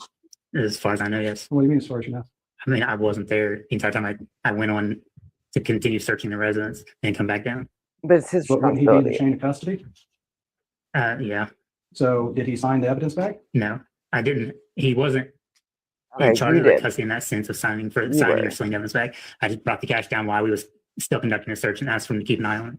So the cash was never left alone. That's my knowledge. Yeah. Were you interviewed by a Mr. Robinson in relation to this matter? No. Did you make a report about the missing money? I didn't know. So there was this question about a return on a search warrant. Can you explain what that is? The return? Yes. It's just an itemized list of properties seized from location during a search warrant service. Did it include an amount of money seized on it? Yes. Does that amount of money match what was written on the evidence bag? Yes. So as far as the court knows, there was more money taken than what was returned? I'm sorry. So as far as the court knows with the return, more money was taken than what was returned. That's the way it appeared. Yes. Did you put in an amended search warrant return? I don't believe so. So you never corrected your statement to the court? Correct. Okay. Does the Adams County Sheriff's Office have a policy and procedure pertaining to the counting of money as evidence? I believe so. What do you mean you believe so? I haven't worked there in almost 3 years. Oh, shut up. Before you worked there, did they have one? It was, I don't necessarily know that it was a written policy, but it was to have 2 people count the money. Did 2 people count the money? No. I'm confused on that. Can you tell me why? So explain to me why it matters, like where you're going in this case's context. Tell me why it's relevant. Your Honor, this is relevant because if the evidence of Mr. This Robinson is judge.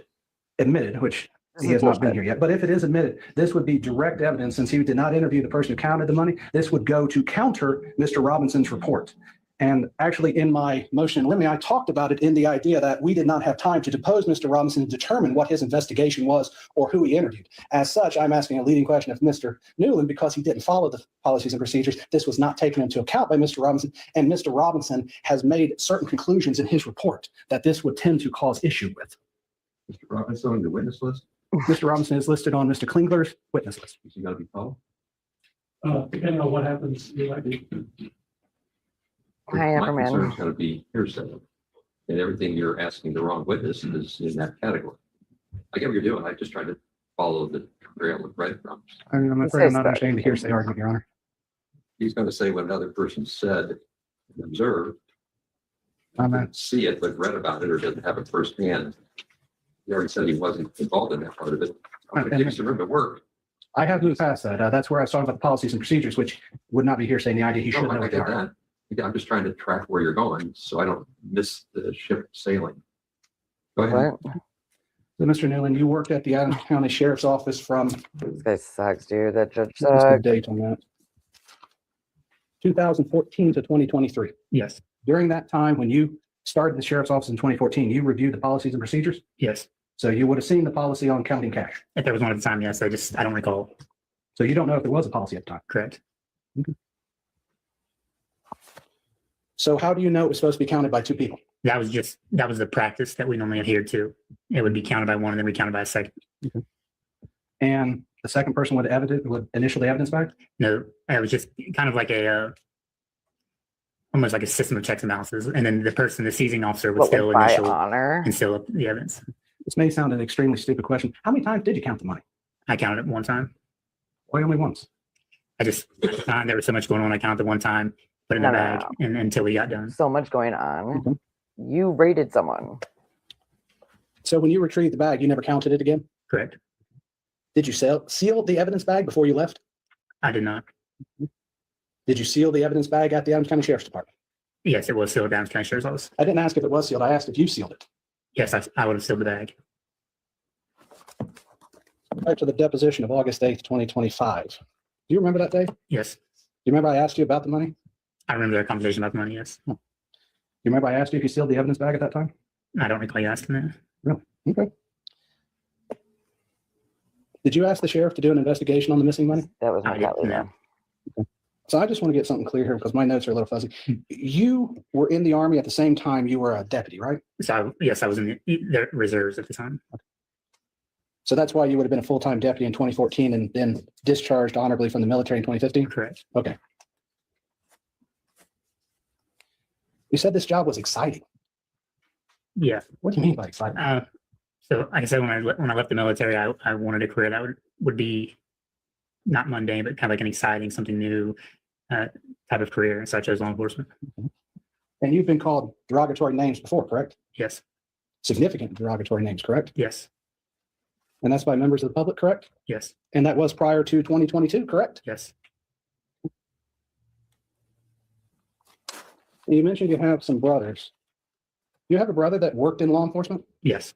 Was he the chief of Peoples? He was. Ooh, Why did yeah, he leave? let's get down to this. Why does it matter?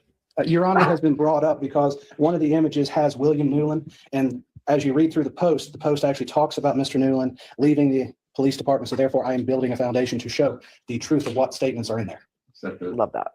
reference to the plaintiff's picture? You're talking about? It's a reference to one of his exhibits. Yes, give me a second. I'll tell you which exhibit. I'll re-ask the question. Why did your brother leave the People's Police Department? He was charged with some kind of crime through Adams County prosecutor's office. He was subsequently convicted and he resigned or quit sometime during the process. And Oh, well. it is a fair statement to say it involved minor children. I really don't know anything about the investigation. Yes, you do. You don't know anything about your brother's crime he was charged with. Just what I've seen on Jail Tracker in the past. So you're not close to your brother. I'm not, no. Are you close to your family then? Yeah, most of my family. Then why not your brother who's in law enforcement? Well, we were both in the Army at the same time, separate parts of the world. We kind of got close again. And then once this, his issues happened, we kind of just drifted apart again. So you drifted apart once he had a criminal problem. Correct. Let's talk about that. Has anybody asked you about that prior to 2022 when he was charged? No. No one asked you about your brother? I'm sorry. Like before he was charged and it came out to everybody? No. So no one asked you about your brother being charged with a crime? Yeah, after the fact, I've been asked about it. When was the first time you were asked about it then? It would have been shortly after he was charged or arrested. It was all a complete surprise to me. And that was prior to Mr. Foreman's video and post, correct? I believe so, yeah. Okay. Sorry, but like, dude, this dude is so, unless he like hates his brother or whatever, it's like, why are you bringing up, like, he did this, like, he's suing Afroman. He is the person that entered that post into evidence. Like, he's the one that's like putting this all out for everyone to see that like his family literally have been convicted of like, like sexual offenses against minors. And he has a bunch of pictures with little children on his lap that he doesn't know. And he's constantly getting called out in places where a bunch of like teenagers are hanging out in skimpy little like gymnastic outfits. Like, what the hell?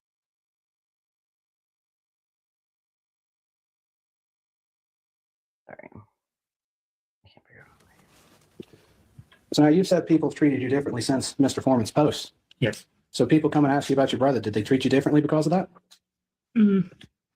It was just on a smaller scale. I was asked about it, and then that was it. It wasn't shared, and I wasn't putting music videos and everything else because of that reason. But your brother's criminal charge and everything was in the front page of the local newspaper, correct? Yeah. So everybody in Adams County knew that your brother was charged. Correct. And so did people treat you differently at that time? No. Not at all? No. Yeah, so that's weird. I mean, he's saying, oh, people are treating me totally different now because of Afroman, but not for asking about his brother. Like, he's trying to say, like, that Afroman is posting like, facts about his brother, and that is, like, defamation about him. Like, I don't know. I feel like that's not believable. Like, and, like, if they know the same information, why would it matter if it was Afroman who said it or the front page of the newspaper that said it? Like, there's, oh, and also this reminds me about, which is kind of sad, and I wonder, like, what his background situation is, but, like, with the Duggar family that was on like TLC or whatever, like 18 kids and counting. So like their oldest son, who was kind of like their prodigy son, he was arrested, like 5 years ago or something for child sexual abuse. Like he would like, I don't know, he got caught like downloading some like really awful, horrible like prawn, and it had to do with like red rummy and like little children and blah blah blah blah blah. But we all know that they came up in like a weird, you know, family situation with their church being just very conservative and tight, huge family that there's not, and obviously if you have 20 kids, you're not going to have a lot of adult supervision. I mean, it's just two parents and a bunch of children. So like I feel like that is a like good environment to like kind of like, make things be easy to for children to do stuff like this. And now just yesterday I think I saw, or like 2 days ago, that now like one of the other boys of the Duggar children also got arrested for the same thing, like something like looking at child sexual images online again. So that's like super sad, and it like really does make you think like, I wonder what it was like growing up in that household, like because usually people just don't grow up and like boom, all of a sudden they're like a pedophile. Like usually they've experienced some type of trauma like in their childhood too. Not always. Why didn't they treat you differently? That'd be a question for them. Would it be because they knew you? Since he said he doesn't know, you shouldn't ask that question. Strike it. Well, strike the question, move on. Thank you. See, that would be a classic example of testimony from the lawyer, not the witness who said he doesn't know. Go ahead. If you don't know if they treated you differently when your brother's was on the front page, I'm sorry, dude, but like this fucking judge, man, he is a jerk. Like, I'm sorry, I have to listen to that again because apparently I want to be pissed off. But like you know, he calls out the defendant because he asked a question in a way that he didn't agree with, even though it's like, fine, okay, you determined that, like, let's move on. That's like what the defense lawyer says. And then there's still the fucking creepy ass judge following up behind him being like, that is testimony from a lawyer, and if he doesn't know, he doesn't know. It's like, dude, you are so obviously biased towards the fucking police in this case. Like, this is shady, and like this is fucked up. Like, I feel bad for Afroman for having to deal with any of this bullshit, or for anyone that has to deal with this bullshit. But that's why ACAB. Because of that reason. but your brother's criminal charge and everything was in the front page of the local newspaper, correct? Yeah. So everybody in Adams County knew that your brother was charged. Correct. And so did people treat you differently at that time? Mm. No. Not at all? No. Why didn't they treat you differently? That'd be a question for them. Would it be because they knew you? Since he said he doesn't know, you shouldn't ask that question. Strike it. We'll strike the question, move on. Thank you. See, that would be a classic example of testimony from the lawyer, not the witness who said he doesn't know. Go ahead. If you don't know if they treated you differently when your brother's was on the front page of the paper, how do you know that your treatment today, or as you've testified to, was due solely to Mr. Foreman? Well, prior to this, nobody called me a pedophile.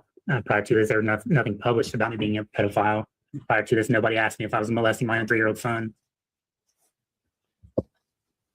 What about the officer? Let me rephrase the question. Did the officers that you work with at Norwood put up a picture or an image of Mr. Foreman on your computer? Yes. Did you ask them to take it down? No. Did they think it was funny? Yes. And they're in law enforcement? Yes. Do they think any different of you because of this? I don't know. They don't treat you differently? I don't really, I mean, I work with them, but I don't really associate with them. I go there and I do my job. Shut up. When you interviewed for the Norwood Police Department, they never held anything Mr. Foreman said against you. I don't believe so, no. Would it be fair to say it did not affect your professional career then? Oh, it absolutely did. How so? You got a raise, dude. Even if I move locations from Adams County to Cincinnati or to Los Angeles, people still ask if I'm a pedophile. People still ask me what it's about. People still ask me if I'm a thief. Yeah, exactly. That's his point. But the people you work with do not ask that, correct? They don't ask me, I know. When you were interviewed, your future employer never asked you that question. No. So then when you say it doesn't damaged your reputation, you're only referring to people in the public, correct? No. That's just Yeah, that's a what good point. people in the public is what I know. Maybe people do have bias against me, in law enforcement. I don't know. Were you ever passed But up you for have promotion because you of got this? a raise. Not that I'm aware of. Were you ever disciplined because of this? No. And you agree while you're out in the public, people are seeing you perform your law enforcement duties? Yes. And based upon what they see, they will make comments about you, correct? Yes. So how you perform your duties reflects on your reputation? Yes. And you testified in the courtroom before, correct? Yes. Have you ever testified in a civil case before? No. Have you ever testified in a civil case that involved the duties of a police officer before? No. You've had citizens comment on your execution of your duties before, correct? Yes. Not all those comments have been positive, have they? Correct. And so you would agree that as a police officer, you are subject to public scrutiny? Yes. It's like And you've never sought to probably keep your all the status as a law issues enforcement I've officer got. secret? No. Have you ever been in the local newspaper? Yes. Was it positive or negative? Positive. But not everything they write is positive, is it? Correct. As you've said that people can comment on your execution of your duties as a police officer, did you follow the procedure correctly in execution of the search warrant? In the execution of the search warrant itself, yes. No, you didn't. So you knocked on the door as required by law, Correct. and then you decided to kick it in? Correct. And then when you couldn't kick it in, you went to the side door with a battering ram? Correct. Why did you try to kick the door in with your foot? Is this what we're not trying? Your Honor, he has opened the door and saying that his, No, I closed the door. So I don't think we're trying the search warrant case. Your Honor, he is claiming that his reputation is linked to how he performs his official duties. Yeah, no shit. I am merely introducing that he has not followed procedures, and therefore a person can criticize him on that, and therefore Right. he would have that as part of his reputation that everybody would have to consider. I cannot believe this. We don't have a But standard against which to measure that, which is the whole point. Mhm. So how are we going to get a standard against which to measure that? Otherwise, you get a dance in the teapot. as or they're let announcing the it. jury decide. If we can't present that he hasn't done his job correctly and that would reflect negative on his reputation, then I don't understand what we would be presenting that, because his reputation is exactly what he is claiming is damaged. It is the very issue that they're going to ask for money damages about. You have an expert that's going to say there's a violation of a search warrant process? No, we're just going to introduce policies and procedures in place at that time. There are some? There are, yes. Well, then put the foundation out there first. If my prior decision made that clear. I'm trying to work with you, don't get me wrong, but I'm pretty good about staying laser focused. I'm trying to ask the questions now so I don't have to recall Mr. Newland after the Sheriff Kenny Dick is called so he can tell us what the policies were at that time. But I can save this line of questioning and recall him later for it if Dude, that I would. can't talk about be how more much I amenable to the do court. not like this job. See policies and procedures on your witness list. The witness list or exhibit list, Your Honor? Oh, yeah, so I might have an old one. There is an amended one, if I may, Your Do you Honor. have one, Mr. Penman? Yes. Amended when? Mine stated March 12th, so if you amended it on Friday, it might be out of date. I bet this judge is short. Like nothing but short people. But I have amended witness list. he's just like giving short. Let's see, Sheriff's Office policy and procedure. Afroman is not. Policies and procedures for Adams County Sheriff's Office. So that's the whole policy procedure manual. Yes, Your Honor, although we're going to try to tailor it to just what's relevant, so we don't have an entire one. Judge, we stipulated to the authenticity of That comes in. that document, so. Okay. You need the witness to come in and authenticate it. Keep her going then. I would note I would need one, I need Mr. Dick to come in and say they were in place at the time, as Mr. Newland can't remember that they were in place at the time. Now, it's not every time you're in public that people yell and scream "C" for pet fob, correct? Correct. Just when you're There's quite around a few bunch of times you kids. can have a peaceful meal with your kids and never have any problems. Correct. It's only at certain times this occurs, correct? Correct. Have you ever been accused before of stealing money from traffic stops? Yes. Interesting. It was not Mr. Foreman that accused you, correct? Correct. Have you seen a copy of Mr. Robinson's report? I may have seen. Seriously, cops do this like- shit all the time. I don't believe I've All seen the the time. whole report. When he first conducted the report or conducted the That's one of the investigation, benefits of I the job. was provided a copy of the report or a partial copy. But you never sent that to Mr. Foreman, did you? I didn't know. You would Never agree if mind. someone called someone a baby killer, that would be an exaggeration? I'm sorry. If someone called someone a baby killer, that would be an exaggeration, wouldn't it? Yes. Nobody would take that seriously, correct? I'm sure somebody would. So when you talk about your reputation, are you talking about your reputation only in Adams County, or are you talking about it in the whole world, My reputation in general. Adams In what- County, Hamilton County, the entire world. the entire world? So you care what people think about you in Australia? When it affects me and my job, yes. How does Australia affect your job? I'm not saying that it does. I'm just using it as a generalization. If it affects me and my personal life and my job, yes, it matters to me. Now you're claiming that by being called a thief, you were painted in a false light. Yes, And what exactly does that mean? that I was being painted in a false light. You've been accused of stealing from traffic stops before. So being accused of stealing in traffic stops before was when money was seized and forfeited by the courts and no longer returned. And I was, unquote, quote unquote, called a thief. Never to this extent. Okay. Never to this But broad, There's $400. But you would agree there is some similarity when here. you were in charge of Money traffic. was seized here too. correct. Times as a law enforcement officer, did any of those cause you to quit your job and find a job in another place? No, You said, I think that some officers in Norwood posted, was it a picture of Afroman, of Mr. Foreman on your computer? yes, Did they post a picture of the accusation that you're a pedophile? no, As a public official, you're subject to scrutiny, I believe was Mr. Osborne's question, and you agree with that, correct? You're subject to scrutiny. yes, And when you became a police officer, did you think you were signing up for being called a pedophile and having to lose your job? no, Do you think Having to lose your calling- job. Do you think being called a You didn't have to lose pedophile your is job. is What the- just an exaggeration? no, I don't.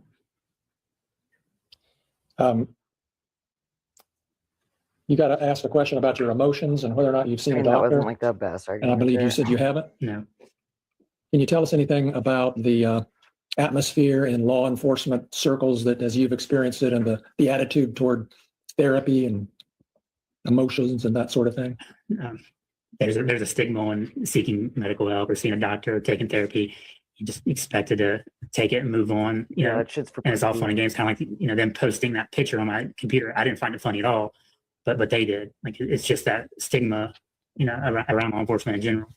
So you've been dealing with this by yourself, as you say, without medical help. Yes. Those are all my questions, Judge. Thank you. Thank you, Mr. Osborne. Thank you. Lincoln. He can't even just suck it up and go to a therapist for like a month to like prove his case better. Just a few more questions, Brian. You would agree that there was mistakes made during the search and counting the money and everything, correct? Yes. So it was not done perfectly, correct? Correct. You mentioned that as an officer, you're supposed to take it and move on. Is that part of having a thick skin as a police officer? I guess you could work that way. Yeah.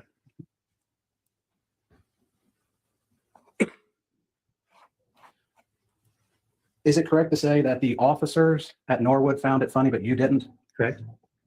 So some people find things funny that you don't find funny? Yes.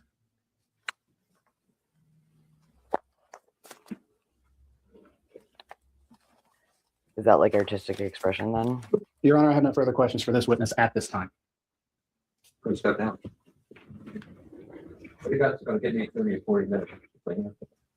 Our next witness, judge, is Lieutenant Lisa Phillips. Can you get through your direct by 4:15 to 4:30? That may be difficult. Then give me somebody you can get through. I think I can get through my direct, Judge. That's the goal. Thank you. So,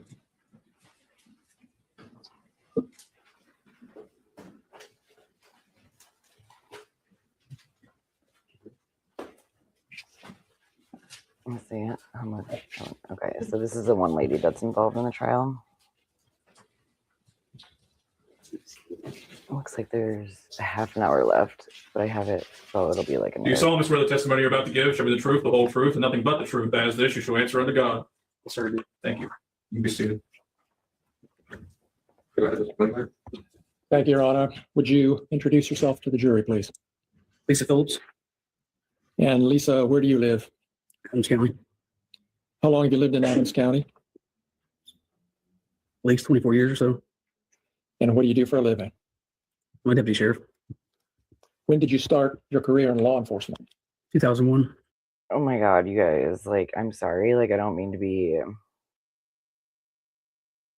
like, I feel bad now a little bit for these people, but like, again, like, they brought this upon themselves, really, but it's just kind of like, I can't, like, this is, like, this seems like satire. Like, I'm not gonna lie. Like, why did the last guy just basically tell the world that he has a brother who is a sex offender and he likes to hang around children a bunch and people call him a sex offender, and he also like has like kind of a high voice. Like, I didn't want to bring anything up like that, but it was noticeable.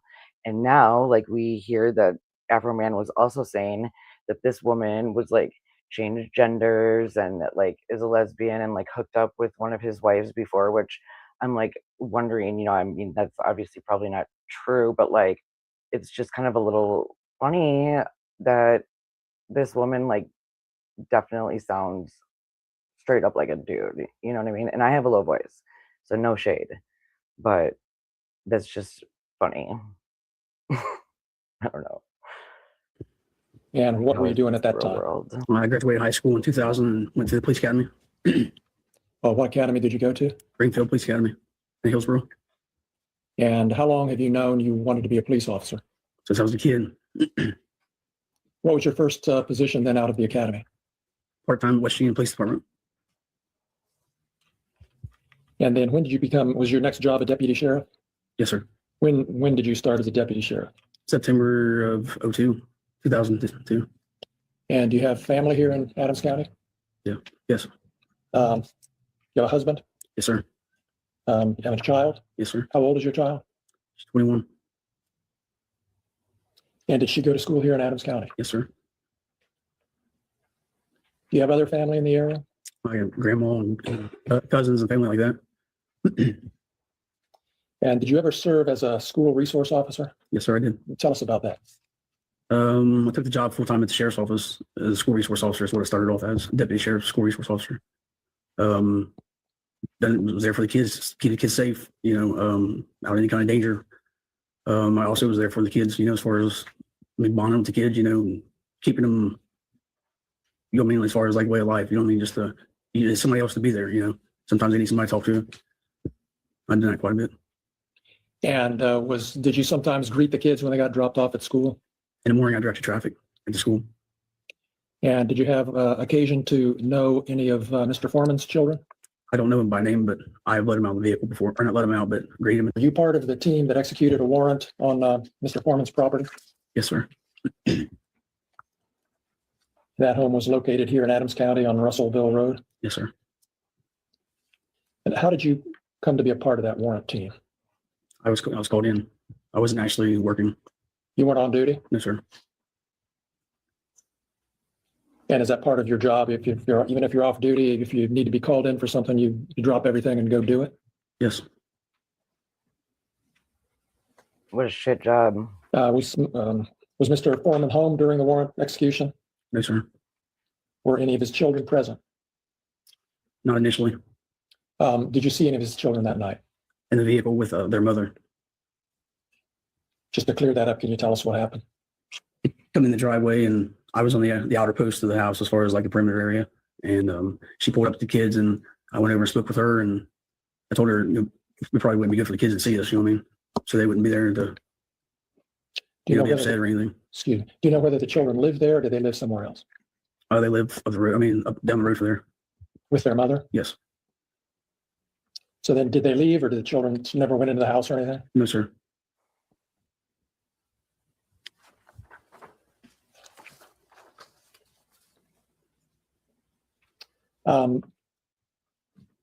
Did you take any money that night? Yes, sir.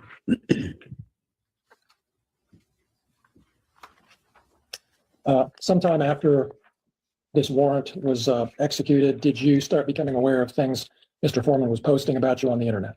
Yes, sir, I did.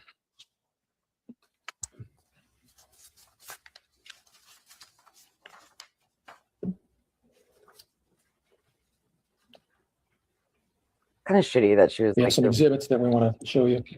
the resource Do you have them officer lined- do you have for the- the kids. Do you have them lined up, Natalie? I haven't pulled up. Okay. And then she like shows up to raid the house and is like, "Hey, you might want to protect the kids from this." It's like, why are you even there? Like, Let's go to the it's first almost one. like a Is conflict that of the order interest that we or something. put them in? I have the order. Now she's like a school resource officer, and his kids keep showing up to school and she's there. I mean, that's like scary. That's like intimidation number is when they this? have to go This is number somewhere 19. to learn. So it's kind of like what they're complaining about now, where their kids have been harassed and stuff. It's like, So what Lisa, they we're think showing is you gonna what happen we've to marked as Afroman Exhibit kids. 19. This looks like a post from September 17th, 2022. Was that shortly after the execution of the warrant? Yes, sir. Can we blow it up just a little bit? She looks like a see you next Tuesday, doesn't she? Okay, down. Near the bottom of that first paragraph, just go down a little bit more, right there. Has anybody in Adams County verified her vagina? If you haven't, you should, or she might. I'll whoop out something bigger than yours. If this lady is your friend, I wouldn't leave her alone in my house. Or I'll put it this way, if you leave and your video system is messed up, et cetera, et cetera. And then down below a little further, my name for this particular officer is Lieutenant Mona Lickumlow Lisa. He's good with coming up with nicknames. When did you first see this posting, if you recall? Shortly after the warrant. That was over three and a half years ago. Is that right? Yes, sir. Let's go to the next one. They brought this on themselves. They're the ones that chose to get this put onto a public trial.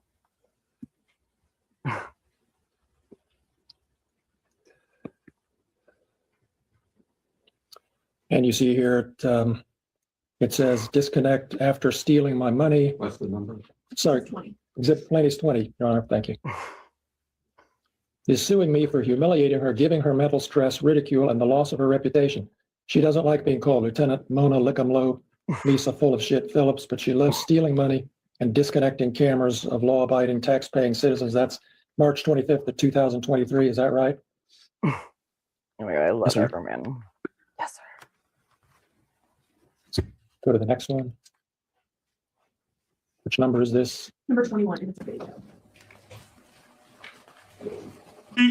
Lieutenant Lickumlow Lisa, stop licking that pussy back there. That's your problem. You're always licking pussy and you don't even know how many pussies you've licked. You don't even know how many video cameras you've disconnected. What number? That was 21. Yes. He's holding up money. Did you see that video when it was posted? Yes, sir. How'd you feel? Let's go to the next one. Lieutenant Mona Lickumlow Lisa, Lisa, white just like pizza. She jealous of me. The record needs to know it. Work with me here. Go with it. 22. 22. What? He's stopping me from music. White just like pizza. She jealous of me and my love chill. That's why she disconnected my camp. Was that the same one over again, or was that a different one? That is number 22. That's the same- 22. Yes. Same one. All right. Okay. Lieutenant Lickumlow Lisa ate my ex-wife just like pizza. Is that what Oh my you God. understood that to say? Yes, sir. Let's go to the next one. I wonder if he like This is doesn't like his 23. ex-wife. Probably not. Mona Lickumlow Lisa, Lisa, white just like pizza. She jealous of me and my love chill. That's why she disconnected my camera. That's the same thing on a different platform. Do you know what? Can you tell what platform that is? Search YouTube. And the other one was Instagram. Let's don't play it. Just pull it up. so Yeah, we no, can- please. Number play it. 22. It's number 22. Yeah. Oh my God, this is so funny. Is that 22 again. that's YouTube? Yes. I'm just trying to figure out which two platforms. Were they both the same platform? Do you want me to go to the next? Or both of those are both YouTube. Oh, okay. And then there's more exhibits of this. Yes. I don't know why we had two of the same one, but I'm sorry. So for the record, are we saying that exhibit 22 and exhibit 23 are duplicates? They are not duplicates. They are postings of the same video. One was posted on October 4th, 2022. One was posted on October 23rd, 2022. They were posted on his YouTube account on 2 separate occasions. One is like Can that. we clear that up for the record, Your Honor? I think we just did it. I didn't know which one was posted when. No, I get it. He's such a You're jerk. thinking like I'm thinking. Go ahead. Thank you, Judge. Go ahead. Let's play the next exhibit. 24. Yes. Exhibit 24. You like Afroman, like When was that Afroman posted? makes Do you me need to see a smile. date? Is that a different date? Should have the witness testify probably ideally. if we can, September but- 25th of 2022. Okay, and is that a different? That's a different date from the other two? Yes. Thank you. Next exhibit. Number 25. 25.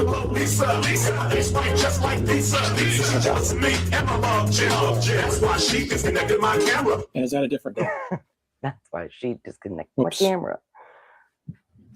Okay, I'm gonna have Was that that a different memorized date? now. It's like, Well, it's not up there anymore, is it? Or It is up there. okay, can you tell, Lisa? Sorry. Yes, sir. It's October 4th of 2022. Thank you. Different date. Okay. Don't you mean like Next like exhibit. Lisa? Is that it? All right. We have another video. This is so funny, dude. We're ready to do that? Oh my god, yes, of Yes. course.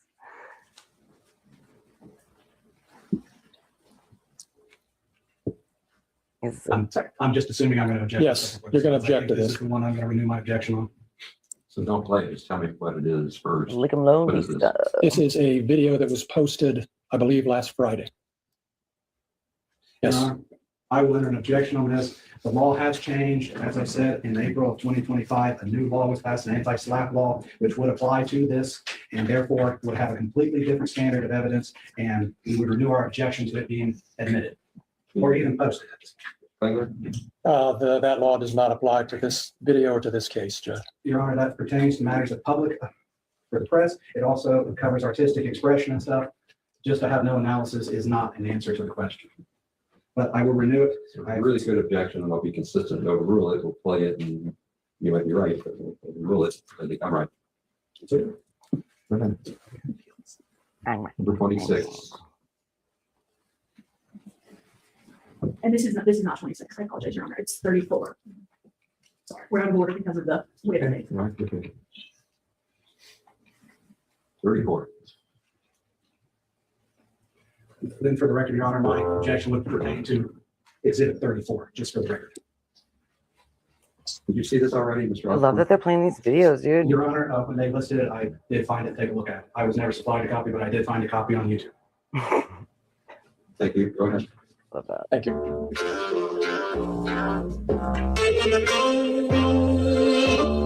This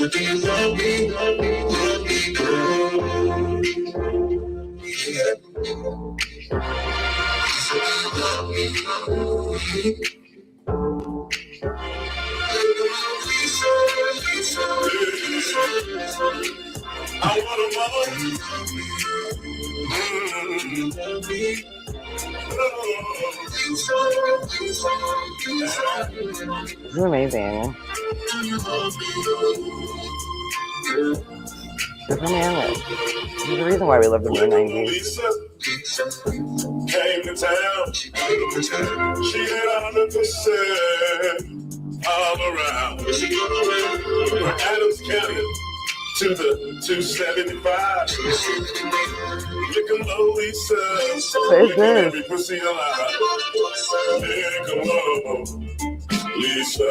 Lick 'em low, Lisa. Pussy alive. Lisa. Lick 'em low.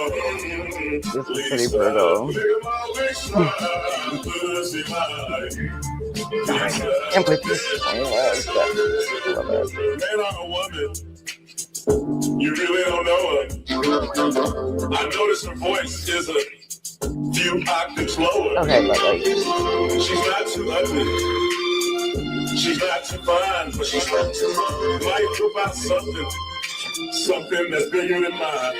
okay, that's her. Lick 'em low. That's for real her. Lisa, lick 'em low, Lisa, pussy like. Oh my god. Yeah, I love it.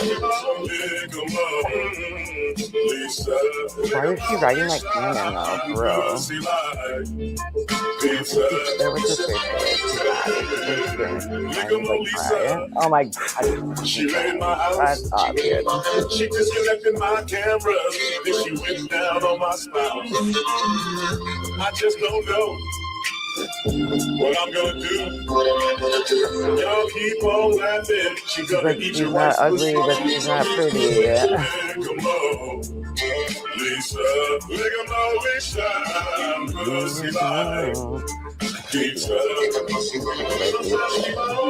Come on, Lisa. Look at my Like, what I need to do, like, he needs to update his videos to Join the Adams County Sheriff's Department. Husband was complaining because she was munching on their wives' carpet. Lisa lick him slow. He's playing the whole thing. Why is Lisa lick him fast. Lisa lick that pussy. Lisa lick that. Come on. It's ridiculous. Like, this is my favorite style ever. Pizza. Pizza. Lisa, look at my Lisa. She likes pizza. Lisa, look at my He chose this to happen. She likes pizza. I do like this song though.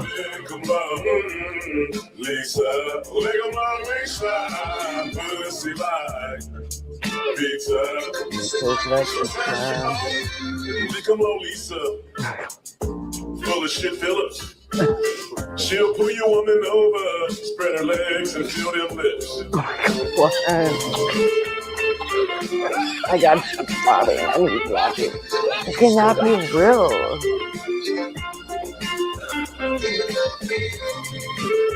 Why would they do this to us, dude?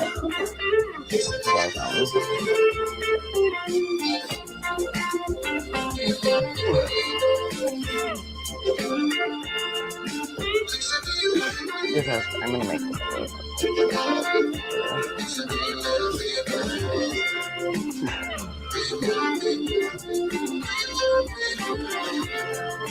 It's like a long song too.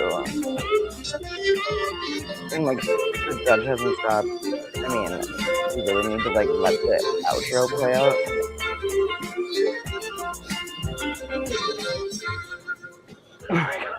Oh, ridiculous.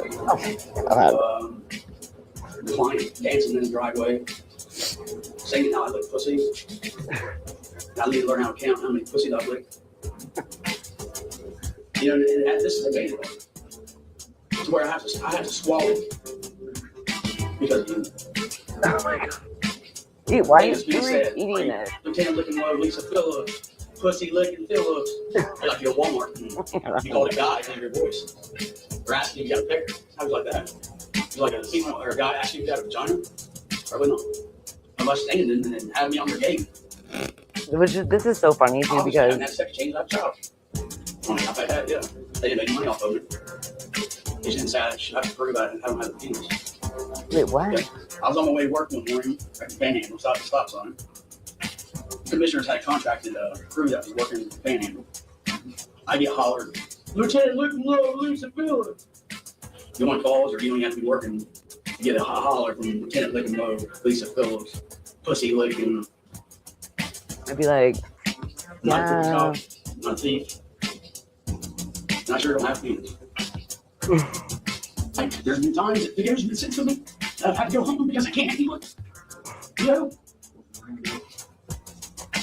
Yeah, but they don't give a shit when people are asking trans people to like prove whether or not they have like a dick or not. But like, it's like the exact same fucking thing. What the hell?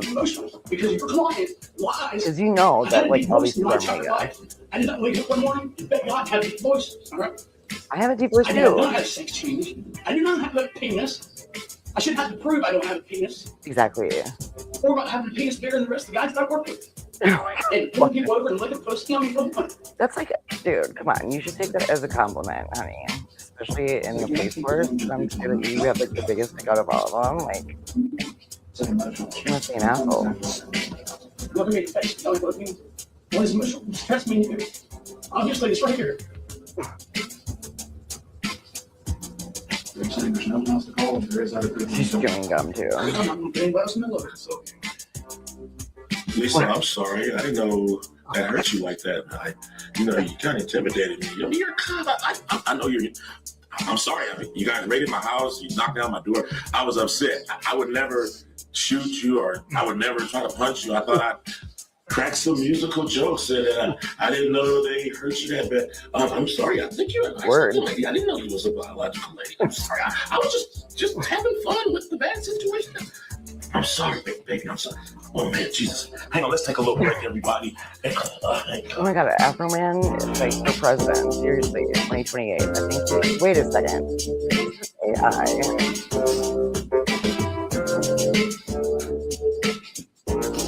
Is that like an actor? Is that not the same woman? Where is that from?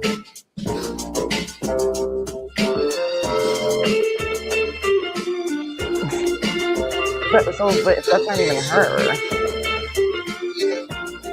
How can anyone say this is a straight face right now? This is so fucking ridiculous. I love it so much.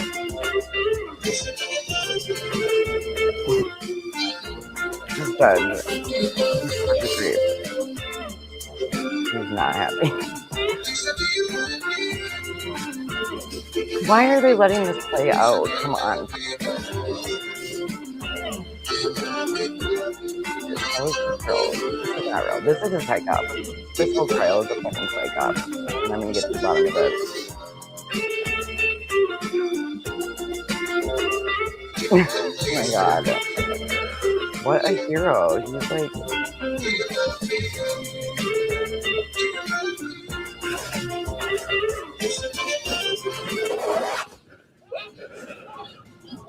Wait a minute. Who's in charge of like recording right now? Oh, this. I did a show one night, and this girl said, "Hey, Afroman, I want to give you some pussy."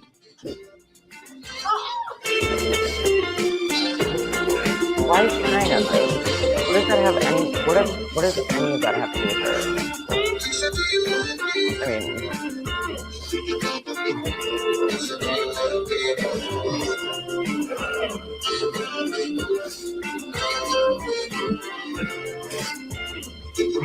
There's just like a big marijuana leaf in the background.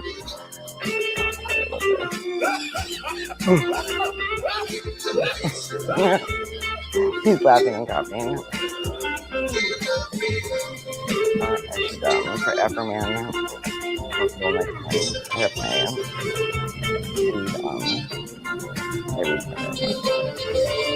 this is Afroman.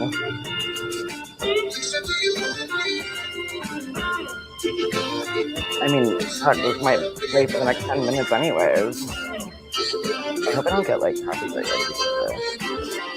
Why are they, like... Oh, seriously. And she's still just, like...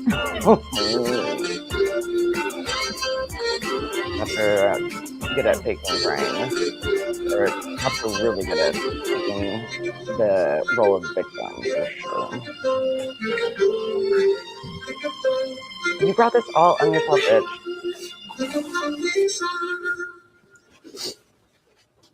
Okay. Look at Lisa. You can talk my salad for hours. Lisa, you're laying on the floor. Let me fix your mouth. I hate because the kids know who I am. Let's just get in the car.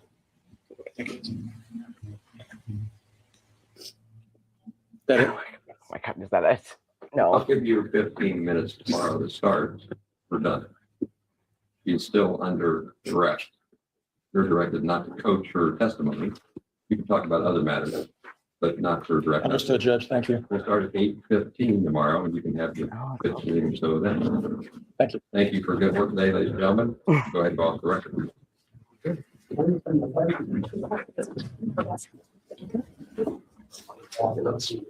Wow. Okay, so is there anything you want on the record at this point in time, Mr. Clinton?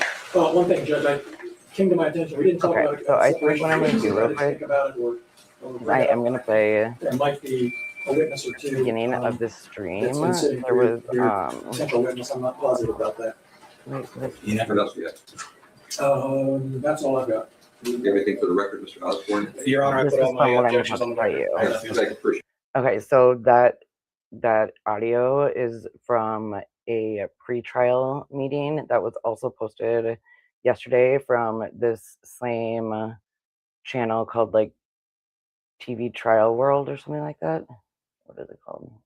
Oh, I guess it's Trial World and then Cases of Interest. But so yeah, I have that on a playlist. So I'm gonna just play that real quick and then we can, because that one also shows how much of an asshole the judge is. Like, I really do not like this judge, but I think, I mean, not to like, what is it called? I'm gonna like ruin the end surprise. So if you want to be surprised at the end of this 2-day trial, stop listening right now. But it came out today that the trial, like that the verdict came back and he was found, they found in his, towards Afroman, they said that Afroman like wins and that the cops like weren't going to no, they didn't find that he defamed them or whatever. So, and we'll obviously find out more details as we go forward, but yeah, but so let me just find this video real quick and then I'll play that because I think it shows like how much like Ohio in general and probably just like the United States just is like just biased against people like Afroman or like is all the side of the government. You know what I mean? Like, but shit. Hold on. Oh, my playlist.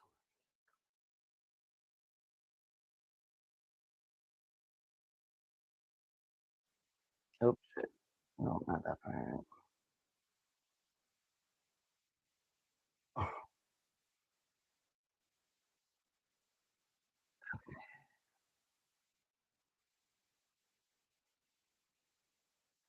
Free. Okay, it's 18 minutes. Okie dokie. Hold the show.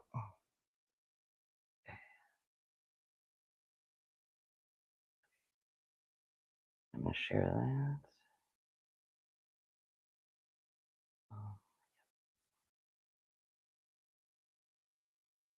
Okay. Here we go. So yeah, pre-trial meeting 3/16/2026. And actually, let me make sure. That other one was at the speed of 1.25. So I like that speed. I felt like you could have even gotten. Thank you, Mr. Biak, who's not going to actively participate. He was counsel on the cross-claim defense. Okay. So You're taking Sarah's place. Yes. How do you spell your last name? It's B as in boy, I-G-A-L-K. How do you spell it? Sorry. So he's just essentially observing. I won't introduce him to the jury. I thought a quick talk through would help us all understand maybe the process and expectations, and I invite you to participate and ask follow-up questions. We talked briefly, really quickly about seating capacity. We'll have one media participant, channel 9, and as other members of the public want in, they'll be left in on a first come, first served basis. Once we get through the jury selection, have an impaneled jury, it won't be an issue because there'll be plenty of seats. But jurors would come in first. With regard to questioning, the seating chart has this layout, you'll get the names. We're going to talk to 12 at a time. Okay. So you don't have to try to focus on the 60-some people. Just direct your questions to people in the box. All right. I could never keep track of 57. Yeah. He's talking about jury So I selection. don't do that to you either. Why Why does it matter who's next if they never get to be next? Yeah. There's nothing. As we go through this, I'll do my questioning, warm up, introduce the facts, so you don't sound like you're prying. Okay. Good. Then you'll get your chance to explain this first. When you go through at your first inquiry, I'll ask, do you have challenges for cause? I really what I'm looking for is a yes or no. Yeah. And then same thing, Mr. Osborne, I probably would deal with your challenge for cause by having a quick sidebar. Okay. I don't like coming back here. I think the jury misunderstands that. So to the side, they can make a record. I'll ask you what the deal is and give you a quick decision. And when you go through the peremptory challenge process, it'll be at the side in front of the jury, but off the record. So they won't hear why. I don't expect you to shoot the jurors in front of the jurors. Never knew the psychology of how their best friend just got excused by the plaintiff's lawyer. Right. Or whatever the psychology is. So I don't like that. I just say the lawyers are allowed to excuse and these people are gone. And every once in a while, I let one go. You would know that I was going to do that, but I could have my own reason, and that would be even more odd. Yeah. If the judge excused somebody. So I can hide everybody, and I will. Okay? That doesn't happen very often. Yeah. Judge, I'm sorry. Go ahead. That's what we're doing. 12 in the box. Okay, like it definitely seems like the judge is like directing everything at the plaintiffs, like towards the old dude. like away from Afroman. Like it seems like he's not taking Afroman's lawyer very seriously, and a lot of times it almost sounds like he's like doing stuff to help benefit them. Like he just comes across so fucking weird here, but just he says some way worse stuff. Let's just say nobody challenges, everything's perfect. The first 8 would be impaneled and 2 of them, and then the second 2 would be. They would let them go. alternate? Okay, well, 9 and 10 are the alternates. right, If you call them an alternate, I'll correct you because they aren't. They're not an alternate until deliberations start. okay, What if number 3 has a health, Right, family, another sure. problem? I'm not going to tell 9 and 10 that they're going to sit here for 5 days and do nothing. Right. Because I would be upset and I wouldn't be paying attention. So we don't know they're an alternate till then. okay. Don't say alternate All now. Otherwise they fall asleep and they get upset or they wish they weren't here. So we're just choosing 10. We're just getting we're 10 picking people. 10. Yep. And then we'll, and sometimes doesn't the have much alternate is faith 9 in and 10. And jurors. you agree that the person who slept through 3 days of trial Right. shouldn't be seated because you can agree at the last hour to switch them. So I want to give you as much flexibility as possible. I've had jurors fall asleep in trials. Yeah, and I blame the lawyers. Yeah. Because you I got to blame the entertain them. lawyers. There's only so much excitement. You gotta Yeah, that's entertain right. them. Sometimes I would let you argue your objections, only to show A, a good record, and B, the jurors that you advocate. Oh my god, I'm sorry, but this judge fucking sucks, dude. He's super biased. What did he say right there? He was like, everything that the plaintiffs are saying, he's like benefiting them. The one time that the defense or the defendant's like lawyer speaks up, he's like, and that's your fault. Okay. Yeah, I blame that on you for not being entertaining enough. It's like, ooh, sorry, judge. Didn't know that I was just here to entertain the jurors. Like, no, I'm here to fucking fight a court case, you asshole. Hour to switch And them. actually, his plaintiff or his like dude that he's trying to defend actually like was trying to entertain people, and you guys are trying to stop him. So So I want to give you as how much ridiculous. flexibility as possible. I've had jurors fall asleep in trials. Yeah, and I blame the lawyers. Yeah. Because you got to entertain them. Points at him. There's only so much excitement. Yeah, that's right. Yeah. Sometimes I would let you argue your objections, only to show A, a good record, and B, the jurors that you advocate for your clients. And then we can educate them. So if you want to stand up and say, hearsay, I'll say, well, develop that for me. Okay. It's not meant to see if you went to law school. Sure. It's to let them see advocacy. Yeah. Okay, Um, that sounds good. Do we have the jurors take notes? Are they allowed to take notes? That's up to you, Judge. Maybe we should. Okay. So pull out the notebooks. What is this his Thank first you. trial? What the fuck? Um, You don't know if jurors can take clerks. notes? I know I was gonna say one thing about jurors. Bob, I've let the court know there is one lady who's been called as a juror. Her husband came over to talk to me at my office. I have an active case in the Court of Common Pleas here in which I represent her. What's her name? Gordoff. She's gone already. I've told her that. She's just waiting for everything. Okay. Now, it's Thank you. odd, but people are allowed to know people in rural areas. Like, I don't know how far out of urban land you go. Yeah. But when I go to cities, if you have a breathing relationship with anybody, you're gone. But in a small area, if you don't know people, you're living under a rock and you don't want to have them as a juror. So like a certain amount of familiarity is expected in a rural county, but active representation is a disqualification. Yeah. So that's just, they're gone. And that's where I appreciate her coming over and letting us know so we can take care of that before we start. So like that person doesn't have to sit here for hours. We won't mess with them. I don't even know where they are and they've been hired. I didn't- Stop talking about it. I just know they got a sticker that says. It doesn't matter, but because you won't see them in the courtroom. We're just gonna let them go and we'll keep track of that. Time, as I told you on the phone, is a big thing for me. Because there's a lot of work to do in a limited amount of time. So, always be pushing forward. Be ready with the next thing. If you need more time than I'm not giving you, try to get my ear. Redirect and recross examination are privileges. Okay. They're not rights. What? All right. Like if I think we're struggling for time, Writes that down. that's where I'll like chop you off. Okay. Right? Sometimes you want to save the good stuff for later. But if you don't get it later, you wish you would have saved it.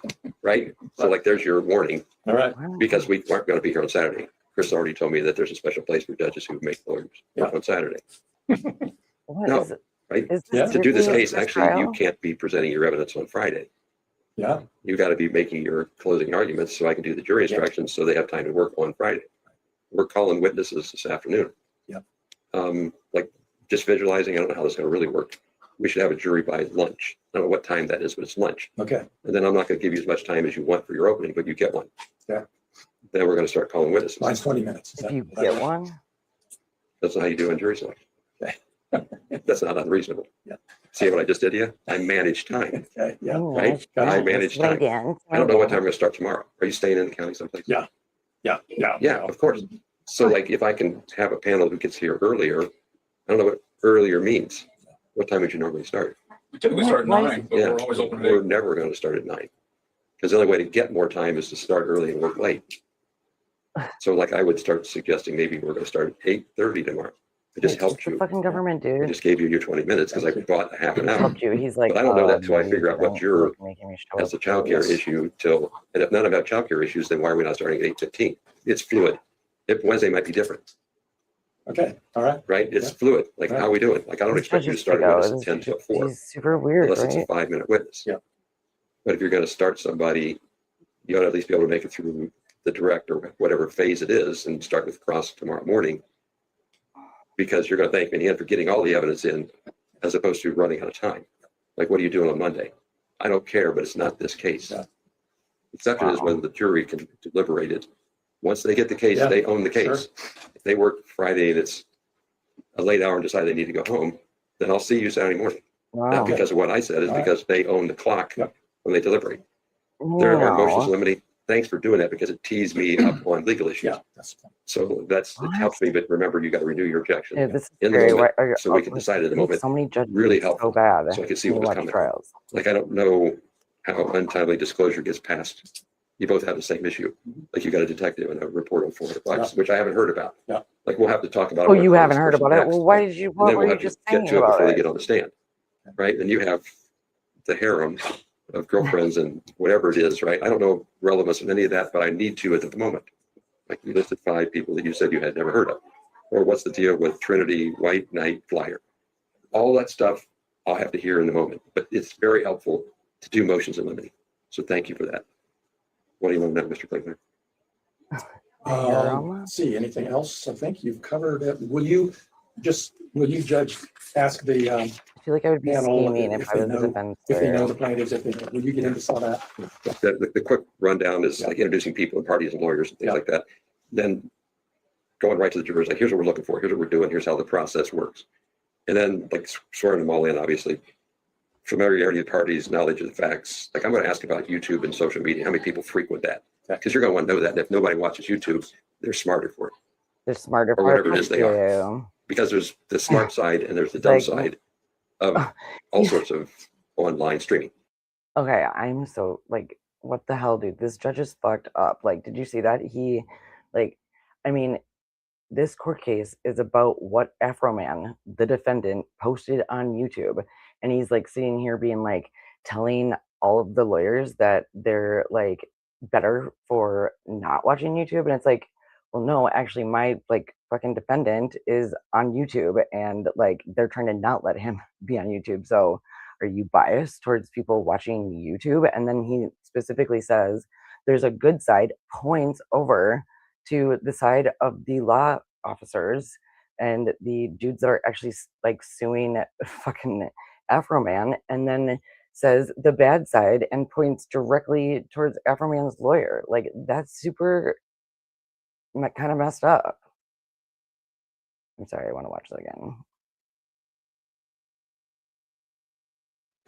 Familiarity of parties, knowledge of the facts. Like, I'm going to ask about YouTube and social media, how many people frequent that? Because you're going to want to know that. And if nobody watches YouTube, they're smarter for it.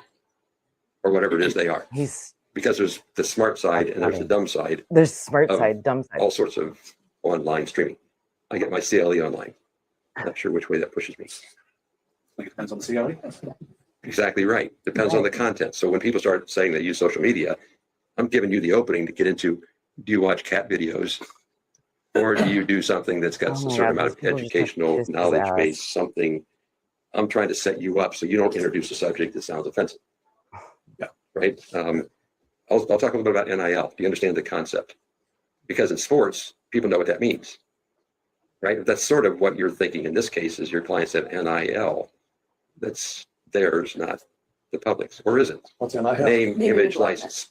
Okay. Like Yeah, it's in sports. You got to be a professional when you're in college. Okay. They can't use your face unless they pay for your face and your uniform number, things like that. So maybe we should let you pick your section. I'm going to ask about like the sheriff's office perspectives and relationships and how you deal with law enforcement. He's prior like, jury oh, experience. you're not going Like, to I'm just trying to go with the obvious side. And then I'll explain like legal process is burden of proof, why lawyers go first and second, all the way through. I have a client. My client's the jury. I'm not going to tell them what to do. I'm going to explain to them what they have to do. So my goal is always to educate. I'm not You'll going to see tell me them what to stop do. I'm going to and teach them. Hearsay is this, and here's why we allow some and not others. So like, do you care? We already know it, but for them sitting over there, they don't know a thing. Good. That's sort of how I work. I'll do the same with you guys. You want to know what's coming next? Well, now it's Mr. Osborne's turn to do this because this is why the rules are written in such a way that he gets to do this. And you go, oh, that's what I'm going to do next. When you didn't know, I'm talking to the jury, when in fact, if you listen, I'm really talking to you. Got the concept? Like the more communication I can do effectively, the more you'll feel comfortable, right? Publicity, media, explain how that all works. Like their functions, like the jury instructions, like you'll start seeing those concepts. Along the way, I'll introduce at a 10,000-foot level defamation and false light. Now you can drill it down. Good. Yeah. But like they have to have some idea what the case is all about. Good. I'm glad you're doing that. Yeah. I'm not going to like bring up the fact that you have a three-piece suit on and you don't, and you have a pantsuit on. Like I don't do appearances until I do. Because their use of eyes is a part of weighing credibility. So like at some point in time, I'll probably ask, who do you think's ahead? Mr. Klingler or Mr. Osborne? They'll all look at me offended, and then they'll realize they are in fact judging you, weighing your credibility by your appearance. Why don't they do that? They do that with witnesses. So at some point in time, I start getting into a little bit of how people like and do they care that you have facial hair and you don't, just to prove the point. Okay, now you can deal with whether they like your client's attire. Weird. Okay, he has a very bold looking suit. I'm good at that. I have no problems with that at all. But like I'm going to try to avoid things that might be like misconstrued, right? Well, the fact that we wear conservative colors or that I have a robe means something to people and it's fair game. So like if you want to get into I get to wear a robe, but appearances, you make sure that you look a certain way. I sort of open the door to some of it. So when you enter the same room, subject matter, it's not the first time. If the judge talks about it, then it's okay. If the lawyers bring it up the first time, people get offended. Does that cover like most of what you would like to do? I think so. Will we have a charging conference then at the end of the evidence? Sit down and go for the jury instructions? Oh yeah, I'm not going to take your jury instructions the way you submitted them. Yeah. But I work on them during the trial. Sure. I asked Mr. Osborne to send me a Word file. Yeah. Like I like the fact that you sent me a Word file. Yeah. That looked like my last defamation case. Yeah. And last false light. Yeah. Okay, so that was helpful, but then everybody has nuances. Every case is fashioned by the evidence. Yeah. So like there's a laptop in there, whether I actually use it or I go back to my place and work there, which is probably what I'll do. But you'll get them hopefully Wednesday during the day. Okay. Right? Because you did your homework ahead of time. What else do you have, Mr. Osborne? Anything? Nothing at this time. We can get the jury started to come in if you want. Well, What else do we you get questions? We haven't seen any questionnaires yet. The papers haven't been ran yet, so when we Okay. get all the jurors checked in and run, then you'll get the papers shortly Okay. after. They get jurors to show up and then you shuffle the list, right? So there's another Shuffle, yeah. shuffle. Like I was expecting the veneer to come out. Well, the veneer will come out after the shuffle. Yeah. Which I didn't do back in Dark County, but they do in Adams. So we'll know the number. So you'll know the number, you'll number the list. They'll have their juror number, and then there's 13 jurors per sheet. So you can judge where they are in the lineup by. And then I'll try not to make you use a peremptory without knowing who's behind it. How many peremptories do you get? 3. Plus? An alternate? So +1? Yeah. Yeah, okay. Yeah. So I'm not going to want you to bid into the blind. Okay. Like you'll know who's behind, so you can pick the less bad. Yeah. Right? You agree with the peremptory numbers, right? You 3 to 1. That's what I thought you were saying. Yes, that's what I was hoping you were going to say. We're not going to introduce you. You're going to be able to come in like you're a media person. It's one of the 62 seats. But like you're just here to watch. So with all due respect, we won't be introducing the lawyer for the party who's the claims that aren't before the court. Talking to the Court of Appeals is appropriate. Weird. Make your objections sometimes during the break. I want you to build it. Okay. Okay. Like I don't expect to try a perfect case. It's during Right. break. So when I don't give you a chance to make the record right in front of the jury, just remind me on break when the jury is gone that you want the record to build out your issue. Maybe I can fix it. Maybe I shouldn't fix it. Okay. Maybe you're just completely wrong and didn't realize it. Anything else you want on the record? No, thank you. Anything else? Okay. Go ahead and turn off the record. Bill, you're going to start shuffling your precinct by people. Yeah, I'm gonna go check and see how many jurors and. see what we've got. Water's good. Coffee's good. Oh, good. Think about the passage of time and whether the passage of time changes their recollection. Okay, that guy's gonna. So, anyways, that was interesting. I heard that like the trail gets better in day 2, so I'm kind of looking forward to that. Part of me is like, should I just keep going? But it's already like midnight, and I don't want to like burn myself out like before. Like I want to be able to do this tomorrow. But it is interesting. I don't know. I guess maybe I'm gonna take a little break and then I might sign back on later to start day 2, or I might just do it tomorrow. But yeah, that sounds like so far that's a pretty good case. And I don't know, like I'm biased towards Afroman, I think so far for sure.